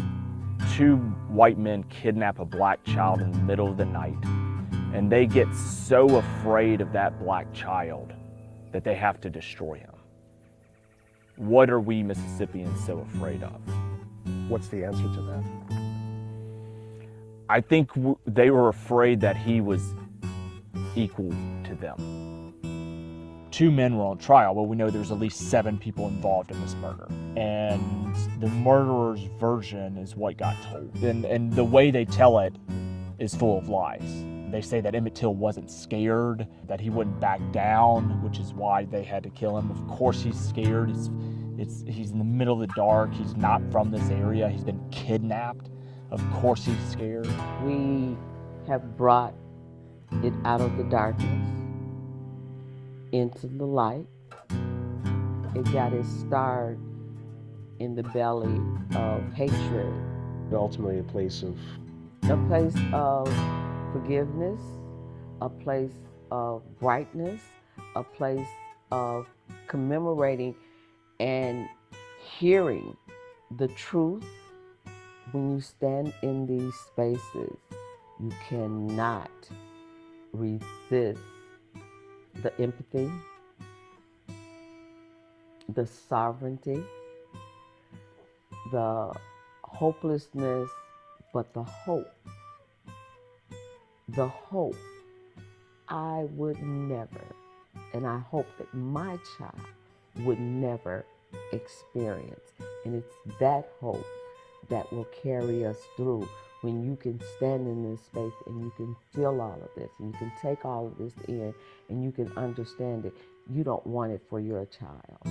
You don't want it for your future. But if you never stand in that space, then you'll never understand. Why do you think this specific story resonates so deeply with people to the point that it merits a sacred space? You know, I ponder that somewhat because these was grown men that took a child. Was it that much hatred in their heart to not even see Emmett as a human being? But yet, what they meant for evil, God can use it for good. We stand here in this place of deep suffering. It was here that Emmett Bobo Till, his cries filled the night, calling out for his mother. Though her arms were hundreds of miles away, Mamie Till-Mobley answered in Chicago. She took his cries, his pain, and transformed them into a call the whole world could hear. There is no resurrection at Robert's Temple without the violence that happened here in Mississippi. There is no open casket, and there is no Montgomery bus boycott, no March on Washington, no Emmett Till generation without what happened here. And because of this place, voices of courage rose up. I mean, I knew there was a barn. Yeah. But it never even entered my consciousness. You're literally putting something back into the truth that was there the whole time, but was hidden. It was obscured. There's plenty of people that knew that this is where it happened, and we didn't want to look at this. We didn't want to look at this. I mean, we could barely look at the open casket. Is it the case that the owners here didn't know? Yeah. They didn't know. Yeah, they basically didn't know, but I think that it's in plain view for everybody. An entire society avoids looking at this barn. There is a biblical element to it. It feels like it's the best stories from the Bible seem to be about people who go through incredible hardship and suffering, and yet somehow this story becomes a story of inspiration.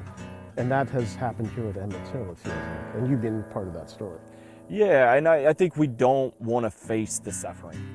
You know, that's the hardest reality of humanity, is that we don't want to face the suffering. But in that suffering, I think we are at our most human. By remembering, we take part in the healing of this land and the healing of our own souls. And soon this barn will no longer be hidden, no longer in danger of loss. It will be preserved as a permanent memorial for truth, courage, for healing, and for remembrance. Emmett Till's life was sacred. It is still sacred. And our being here is our answer. We hear him.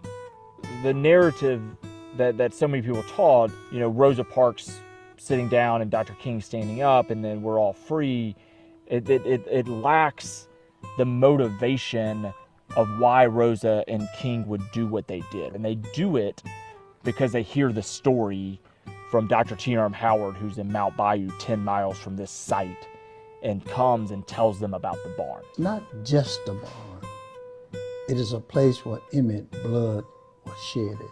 It's kind of like the river site down at the Gravatt Landing where his body was taken up out of the water. And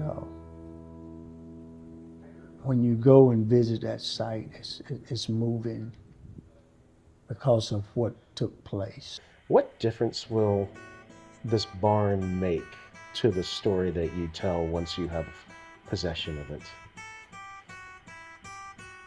It means a lot when there's somebody of another color. Not always white, but get it. Get it. And I mean, get it to where they have no control over the emotion. And I've had that happen to me, you know. And then they go into, I'm sorry, you know. And I ask the question, what are you sorry about? I'm sorry for the loss of life. I'm sorry that man would stoop so low. I'm sorry that I did not know that this was right here. Because we have people that are locally from the area and they're just now learning.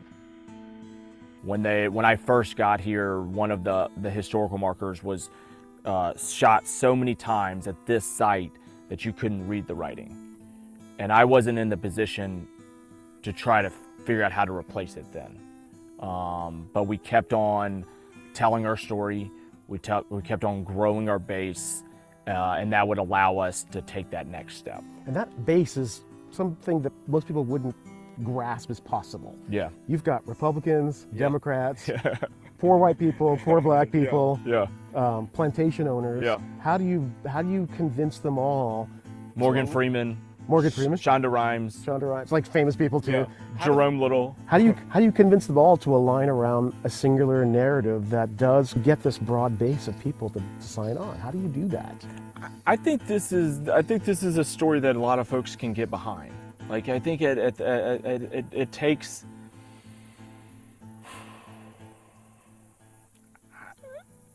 He was a 14-year-old child. And this is the whole power of storytelling, right? Like, once you learn one individual story, you can then start to understand all of the stories, right? But it takes that one story.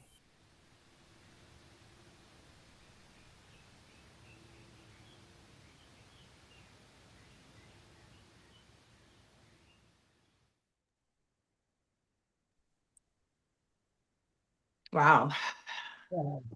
Hanson, can you come back on screen with us? Yeah, just waiting for you to give me permission again. Oh, okay. Yeah, we will give you permission. I agree. Powerful. Wow, Hanson. I mean, wow. Quick question for you. I have so many questions, but I'm just going to re-ask the question I shared with you in the beginning. You know, if we think about this and you leaned into this in the film, which I thought was powerful, from a spiritual standpoint, when people talk about this, at least in terms of spiritual, it's always Romans 10, 17, your faith cometh by hearing. But we also have this popular idiom that seeing is believing. In a moment of deep fakes, you marry the two to produce this incredible film that captures the history in a way that I think is compelling and powerful and thoughtful and deliberate. Why this medium? Why now? Well, thank you. It's such a wonderful question, Dr. Williams, and it's great to see you again. And it's amazing. I've made 5 short films this year, all around the civil rights movement largely. And that has been the first question a lot of people have been asking. And it's really interesting. I think people are questioning whether social media or podcasts are really where people are at TikTok. And so is film still relevant? And for me, it's an artistic expression that gets to an emotional truth. I think that's ultimately why I think film is important.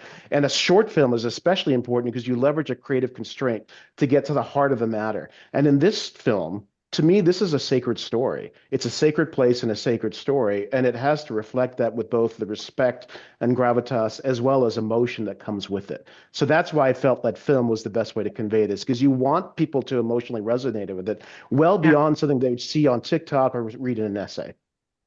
Yeah, and I think you captured that completely. Most people have no idea that it even exists. And so I think it's beautiful that you have created this, because not only did you talk about it as a space that exists, but the people whom you interviewed, you allow them to then reflect on and expand on the meaning of it.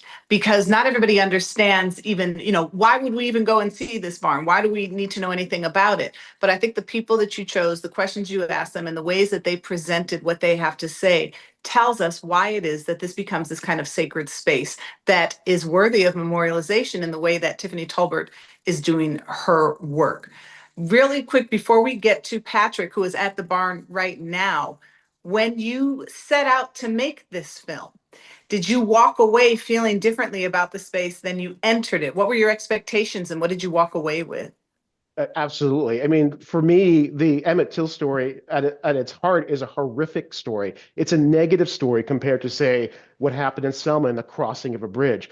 But what ultimately the Emmett Till story is about, it's not just about Emmett Till, it's about his mother and what she did after that makes it a story of inspiration, which means that to me, once I got a sense to be inside that barn is where something really terrible, an atrocity took place.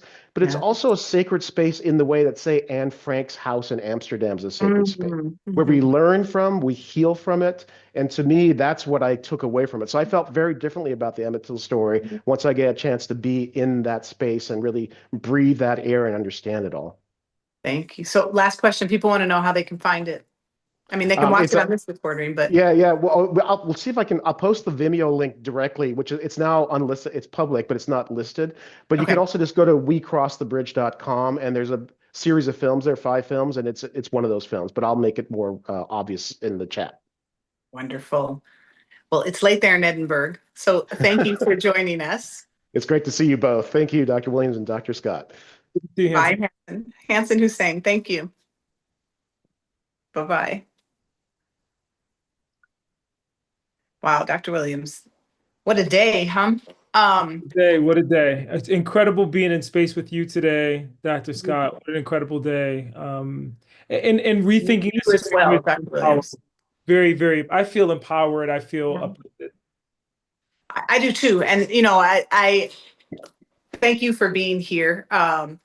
This is incredible to be able to do with you and to be able to do this with all of these other partner organizations and individuals who are all like-minded and doing this work, not for the sake of themselves, for the sake of society and the altruism that's inherent in it, and for making sure that people learn and take this with them. All of you have been watching here today. There are an untold number of thousands who will be able to continue to watch this after we post this and the Emmett Till Interpretive Center posts this. And I say again, it becomes everybody's responsibility to make sure that people understand why these stories are important. In the words of Tiffany Talbert, when she laments the fact that we have to make sure people know why they are worthy of being told, that becomes something that all of us are responsible for. So we now are going to Patrick Weems in the field. He is close to the barn right now. We have maybe 20 minutes left of our program. He's going to tell us something that's really huge and monumental. And so with that, Dr. Domke, I don't know if we have sound yet, but Patrick Weems, we're going to give it to you. Hey y'all, I'm here with the most amazing person I've ever met. Up there with Reverend Parker. Supervisor Sister Gloria Dickerson. Miss Dickerson and I met about 5 years ago, but I've been hearing about Gloria for a long time, and about her family and about the power that she has, and we're talking about inside and outside. But Gloria, I wanted you to kind of just give context because we're in your community. Right. How far from here? And we're close to the barn, but how far from did you grow up, and when did you first learn about the barn? Okay, my parents and my older siblings grew up about probably 1.5 miles to 2 miles from here. And I was born about 1.5 miles from here. Let me look at the camera. Okay, I was born about 2 or 3 miles from here. And I heard about the barn early in my life because it was so close to where the murder was so close to where my parents were living. And my older sisters and brother talked about it some, but my mom and dad really talked about it a lot. And they would point out this barn every time we passed it on our way to Drew and say, that's the barn that Emmett Till was killed in. And so at first we were thinking, who is Emmett Till? And the name sounded kind of like funny, Emmett Till. And then mom would tell us who Emmett Till was. So I never forgot that name. I never forgot this barn. And every time I pass it, I think about it. It naturally goes through my mind. This is where a young 14-year-old boy was murdered in Mississippi because he supposedly whistled at a white woman. And so that influenced my life quite a bit because it influenced my mom's life quite a bit. She was working a lot for justice, involved in the civil rights movement. Not really at 1955, around in the 60s, she got real active in it. And then that's when she began to talk about it more, fighting for your rights and make sure things like this don't continue. to happen to Black people. So that's the story of when I was growing up and where my mom lived and where my parents lived and where I was born. And part of that, I mean, it was your parents, but you and your siblings helped integrate the schools in the town where Emmett Till was lynched. Yes. And so y'all took a big risk, even as little children. We took a big risk as little children. I was 12 years old. My baby sister was 6 years old in the first grade. And it was 7 of us at the time when we first started. And then my younger brother, he joined us the following year. So it was 8 of us. We did take a big risk. We knew it was a big risk because the people's shoulders was a big risk. The plantation owner was upset. The overseer was upset. The grocery store where we got our credit was upset. And when I said they was upset, not only were they just upset, they took actions to try to stop us from going to the school. And my mom, being the mom that she was, said, no, they can do all the pressure they want on me. We're not going to change our mind. We're going. Even though we had shots fired into the house, even though we got evicted from the plantation, and we really had to try to find a place to live, even though our animals and stuff from around our farm was let out of the fences, even though our vegetables was destroyed where we got our food, she still said, no, we're going to have to remember this because we're fighting for justice. And we have a right to be where we are. You all have a right to be in that school. So you came back to this community as an adult. You grew up, you went away, you did amazing things in your career in philanthropy and other work, but you came back to Drew. Why did you come back to Drew, and why did you start the Emmett Till Academy? And tell them about what the Emmett Till. Hey, I came back to Drew because I'd been coming back to Drew to see my mom a lot, and then both my mom and dad passed, and I was asked to. I still was coming back to Drew occasionally, but I was asked to come back to talk about my experiences at Drew High School. Actually, Drew High School principal invited me back and wanted to know what were your experiences at Drew High School, what was going on at that time. So I came back during Black History Month to talk to the young people, and after that speech, the young people began to talk to me, and they began to tell me about some of the things that were still going on in their schools, like they didn't have books and they didn't have ample resources to get their work done. And I'm saying we worked hard. My mom and I worked hard so these schools would be top-notch schools. And these schools are not top-notch schools, not for African Americans anyway. And so I decided just to come back and start working with the young people and teaching them about their history. And because a lot of them were experiencing things, I could tell that a lot of them were experiencing hopelessness. They were experiencing like they would never ever go anywhere else. They would think things have always been this way. We'll never be able to thrive. And I knew that was not true because I thrived in spite of everything we've gone through with my career and everything. I thrived. And I said, now it's time to come back. And so later on, I did decide to start the African American history courses and named it the Emmett Till Academy because the young people know very little about what happened during the Civil Rights Movement, during slavery, during Reconstruction. They don't know that story at all. And it's a long historical story that they do not know. And so I started it to teach them what was going on and why they were living the way that they were living. Because they were hopeless and they thought they were different. They thought they didn't, their self-worth was in question, the way they felt about themselves. And I wanted to teach them that they were just great people. Yeah. That had some barriers. So similar to Tallahatchie County, we were at the courthouse earlier, and we're at the river site, and we're at Mount Bayou. A lot of these stories, especially around Emmett Till, have been erased.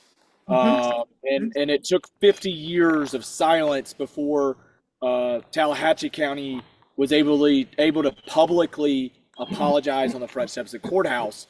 You and I worked on a project for the first time that Emmett Till's name was publicly mentioned here in Sunflower County, and I want to say that was in 2022. Probably, but let me back you up a little bit. Before then, Wright Thompson called me out of the blue. Wright Thompson that wrote the book, Barn. He called me out of the blue, and he was asking me about the barn. And do you know anything about the barn? I said, of course I do. And then he asked me, well, how many people in Drew, Mississippi know about the barn? I said, very few, very few. And so we started talking about that. And I said, Sunflower County really has not gotten I don't want to say the word credit. We don't need credit, but they haven't got any exposure as to the place that he was actually killed. And so I talked to him about it, and he said, and I said, I need to change that. And so how can we bring some light to what happened in Sunflower County? Mm-hmm. And then Wright Thompson actually asked me to call Patrick. Asked me to call Patrick. And I called Patrick, and we started talking. And we started talking about not only Emmett Till, but also his mom, about what she would want and that kind of thing. And that's how we really got into it. And I said, I really want to change this. I want people to know, particularly our children, I want them to know their history. And I want to know about the local heroes that lived here and the people that were inspired to do some work because of what happened to him. So that's really how it got started. And you had the idea that we were going to do an annual memorial service. Yes. Out at the barn. The Mount Bayou brothers, Reverend Johnson officiated it, and an amazing just call and response of saying Emmett Till's name out loud. Wow. On the property. But all this time, it was still owned by a white landowner. Who at any point could have kicked us off or could have sold it to someone else, and we would never have access to the site. And one of the things that came out of Wright Thompson's, and I'm gonna ask my friends to come down with me, is that, all right, Reverend, you gotta come. We got our folks coming down. Our Mount Bayou brothers are coming down. One of the things that happened is that Wright Thompson wrote an article that ended up in the Atlantic magazine, and Shonda Rhimes, the movie executive producer, read that article, and she said she wanted to help. And so we were, at least personally me, this is my board chair, but I was terrified of this idea of buying this site, right? Like, is this really what we're gonna do? Is this the right thing to do? Such a horrible, the worst of humanity showed up. And as a Mississippi writer, Kiese Layman says, he says it takes the best of humanity, the best of Mississippi, to talk about the worst of Mississippi. And I'm just really proud of this group of Mississippians for telling the truth.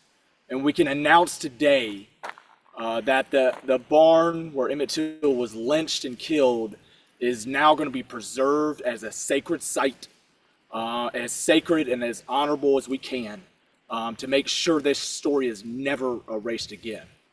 And so I'm excited about the opportunity to work with this group, but everybody who's on this Zoom today, about how we can hold us up to that highest hope, right? That we live out that beloved community. Wow. And we live it out in a way that every year, and I talk about in that film, every year we're coming back to this site and saying, have we done enough? This is amazing. So Patrick, just to reiterate, because you mentioned Shonda Rhimes and we put in the chat who she is. She's the one who is the creator and writer of Grey's Anatomy, of Bridgerton, of so many other shows on television. You said that she read an article and was moved to action, and how, and you don't think you mentioned it, but I don't want to take that. I want you, how does she factor directly into this then? Yeah, so she donated the money, she donated the resources for us to be able to buy this site. And the owner it was nice enough to let us come out to this site, but he wasn't gonna give this site away. And you know, we had to negotiate with him over many months, back and forth on that negotiation, and how and basically he told us, there's, with so little words, there's no way in hell I'm ever gonna give this away, or not even give it away, even sell it to you. And so it took us continuing to come back to the table, to get to the point where we found a number that our board was comfortable with, that allowed us to be able to secure the site. And so I think y'all might have a video of Miss Rhymes, which would probably be great. Let's show that. Yeah.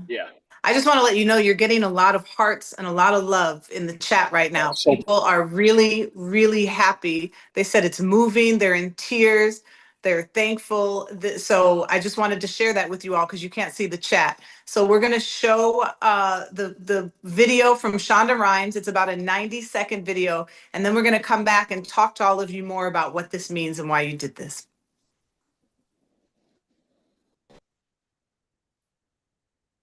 All right, just give us a moment to cue the video and we'll show that. I didn't know where the tragedy of Emmett Till happened, but once I did, I couldn't look away. 70 years ago, Mamie Till said, "Let them see." And today, with the preservation of the barn by the Emmett Till Interpretive Center, the world will see. The barn where Emmett Till, a child, was tortured and killed will now be saved and protected by the Emmett Till Interpretive Center. Saved as a sacred site, but also saved as a place for education where the world can understand what happened there. This is about more than preserving history. It's about defending our values. Human rights depends on truth, on memory, and the ability to see clearly so that we can make sure the past does not repeat itself.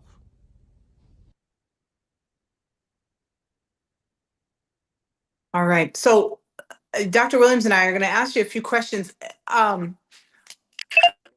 Terry, Go ahead. 1 second.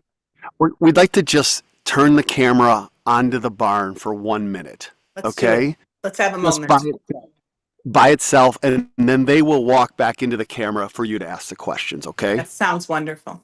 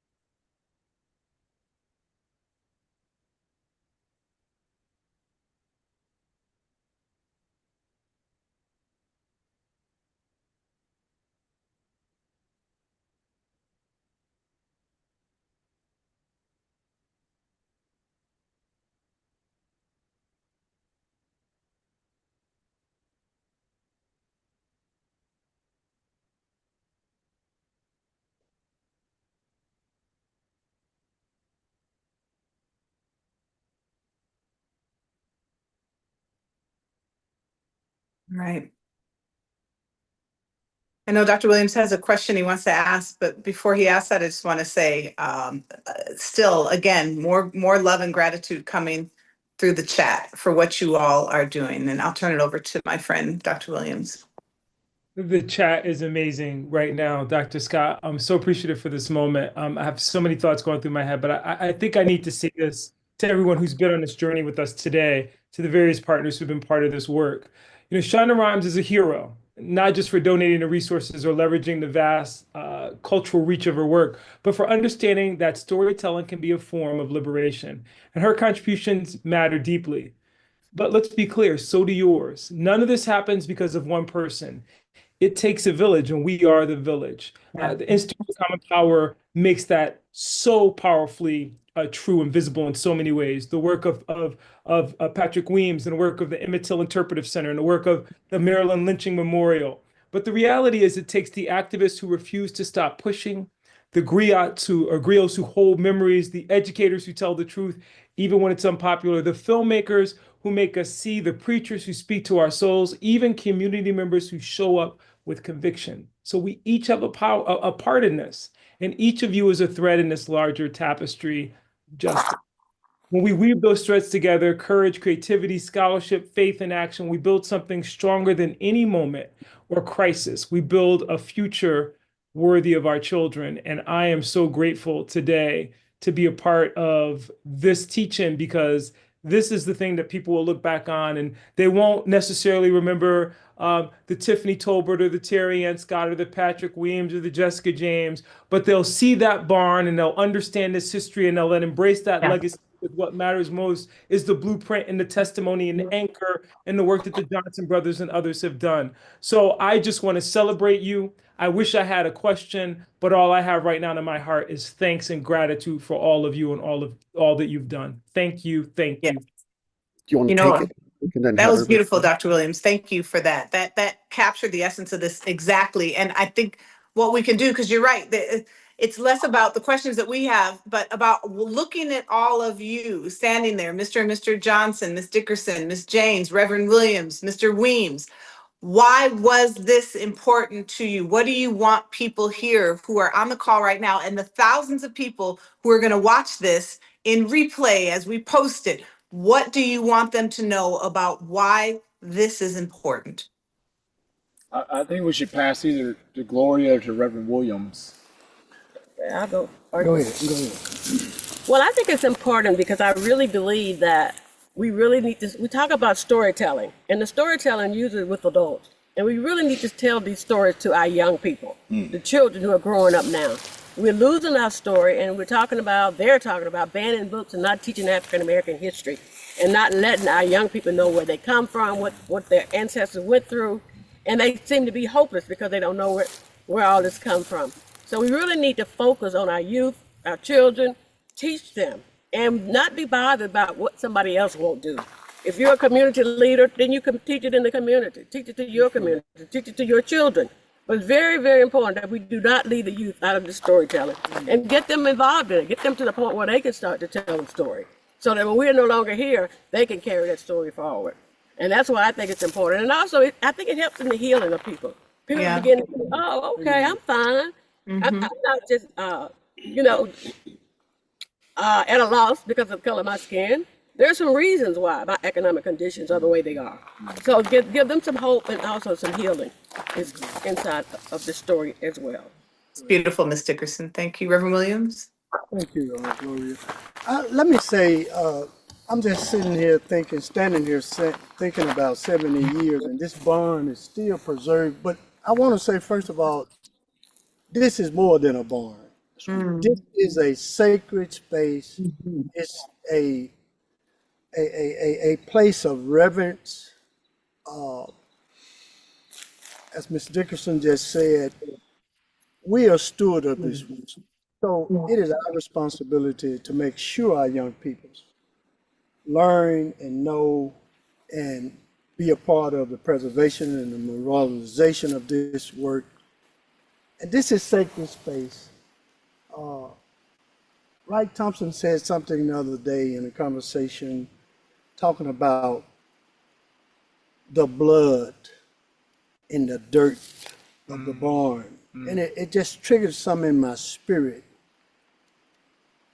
So this is where Emmett blood was shedded, and this will always be a sacred space. It's not an amount of money that could just money is not the issue. I mean, it's not.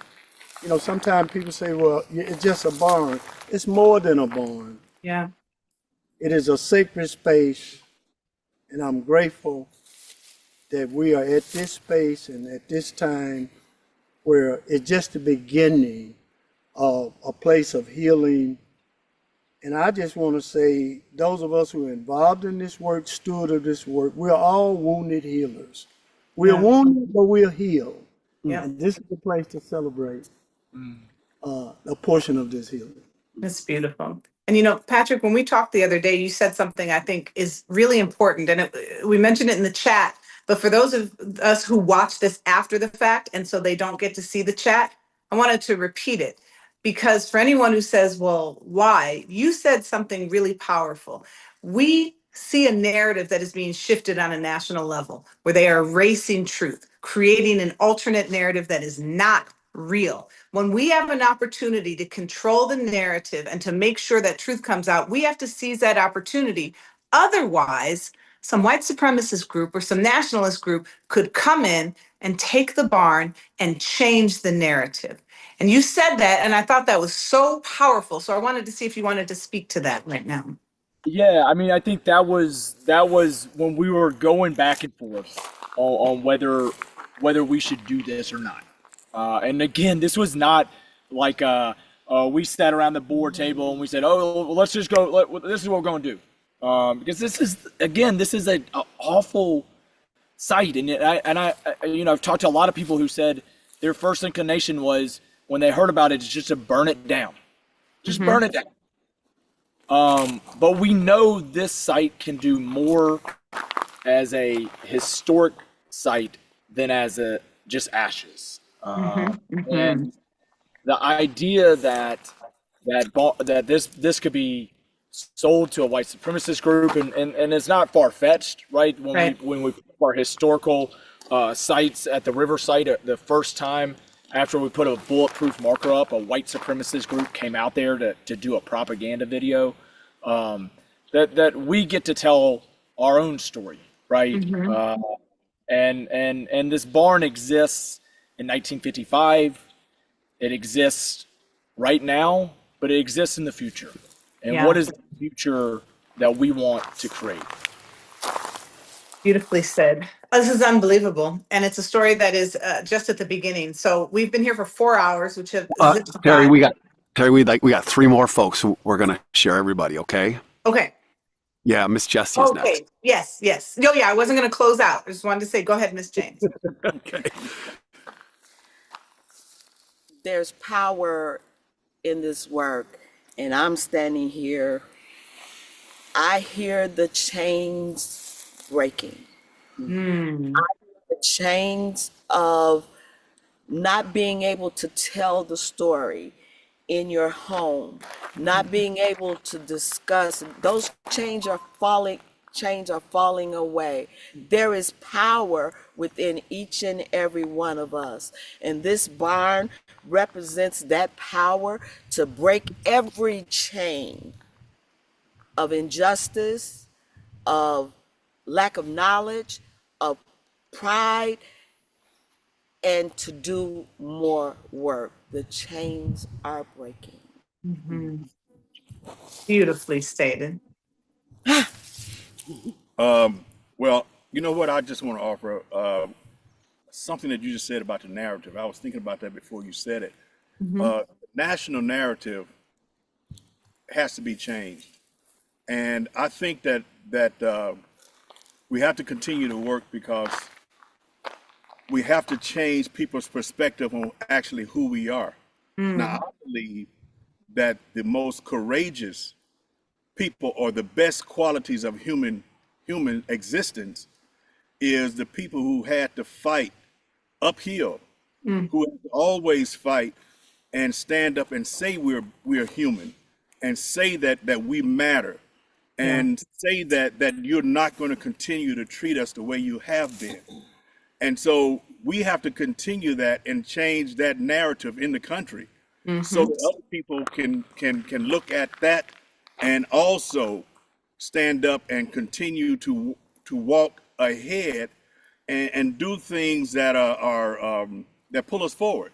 And I think this situation right here is a part of that.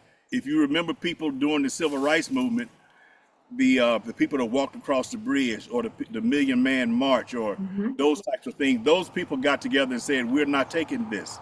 We're not taking inhumanity.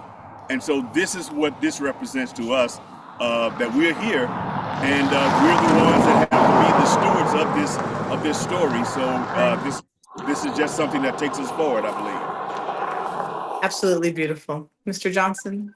I just hear the voice of Mamie Till on this birthday when she said, I want the world to see. And I feel this group right here, so satisfied to know that we have taken this step to satisfy that voice that seemingly at one time was being fainting. I want the world to see. That cry has caused us to keep coming out here. That cry of what is going on, because there's racism, there's other things that's keeping all of us from being the United States, to be a divided state, and one nation under God, indivisible, with liberty and justice for all, is the call. I believe that this barn is going to have to say the same thing that Martin Luther King said about the blank check that was written. Wow. Now we have a place we could show the world and say it's ours. That's right. About what had happened when we go astray. And it can prove great things can happen if we come together. And I believe that is what is going on today. We'll look back to this day and see the power of the seed that was planted today. I mean, a round of applause for all of you and the work that you're doing. You're right, Ms. Fay said we have had some sermons today. This is just beautiful and powerful, and I don't have much else to say because your words are the ending words. What I will say is when everybody on this receives this recording, you need to share it. We are the stewards, like you said, Mr. Johnson. We have to preserve this history. I'm going to just speak for all my colleagues when I say thank you, and everybody on the call. Thank you all for dedicating your lives to this work. It's amazing. It's beautiful. Thank you to everybody for joining us today. Hate will falter under the weight of this good. Amen. All right. Amen. Thank you, everybody. Thank you. Thank you. You want to walk down? That's all.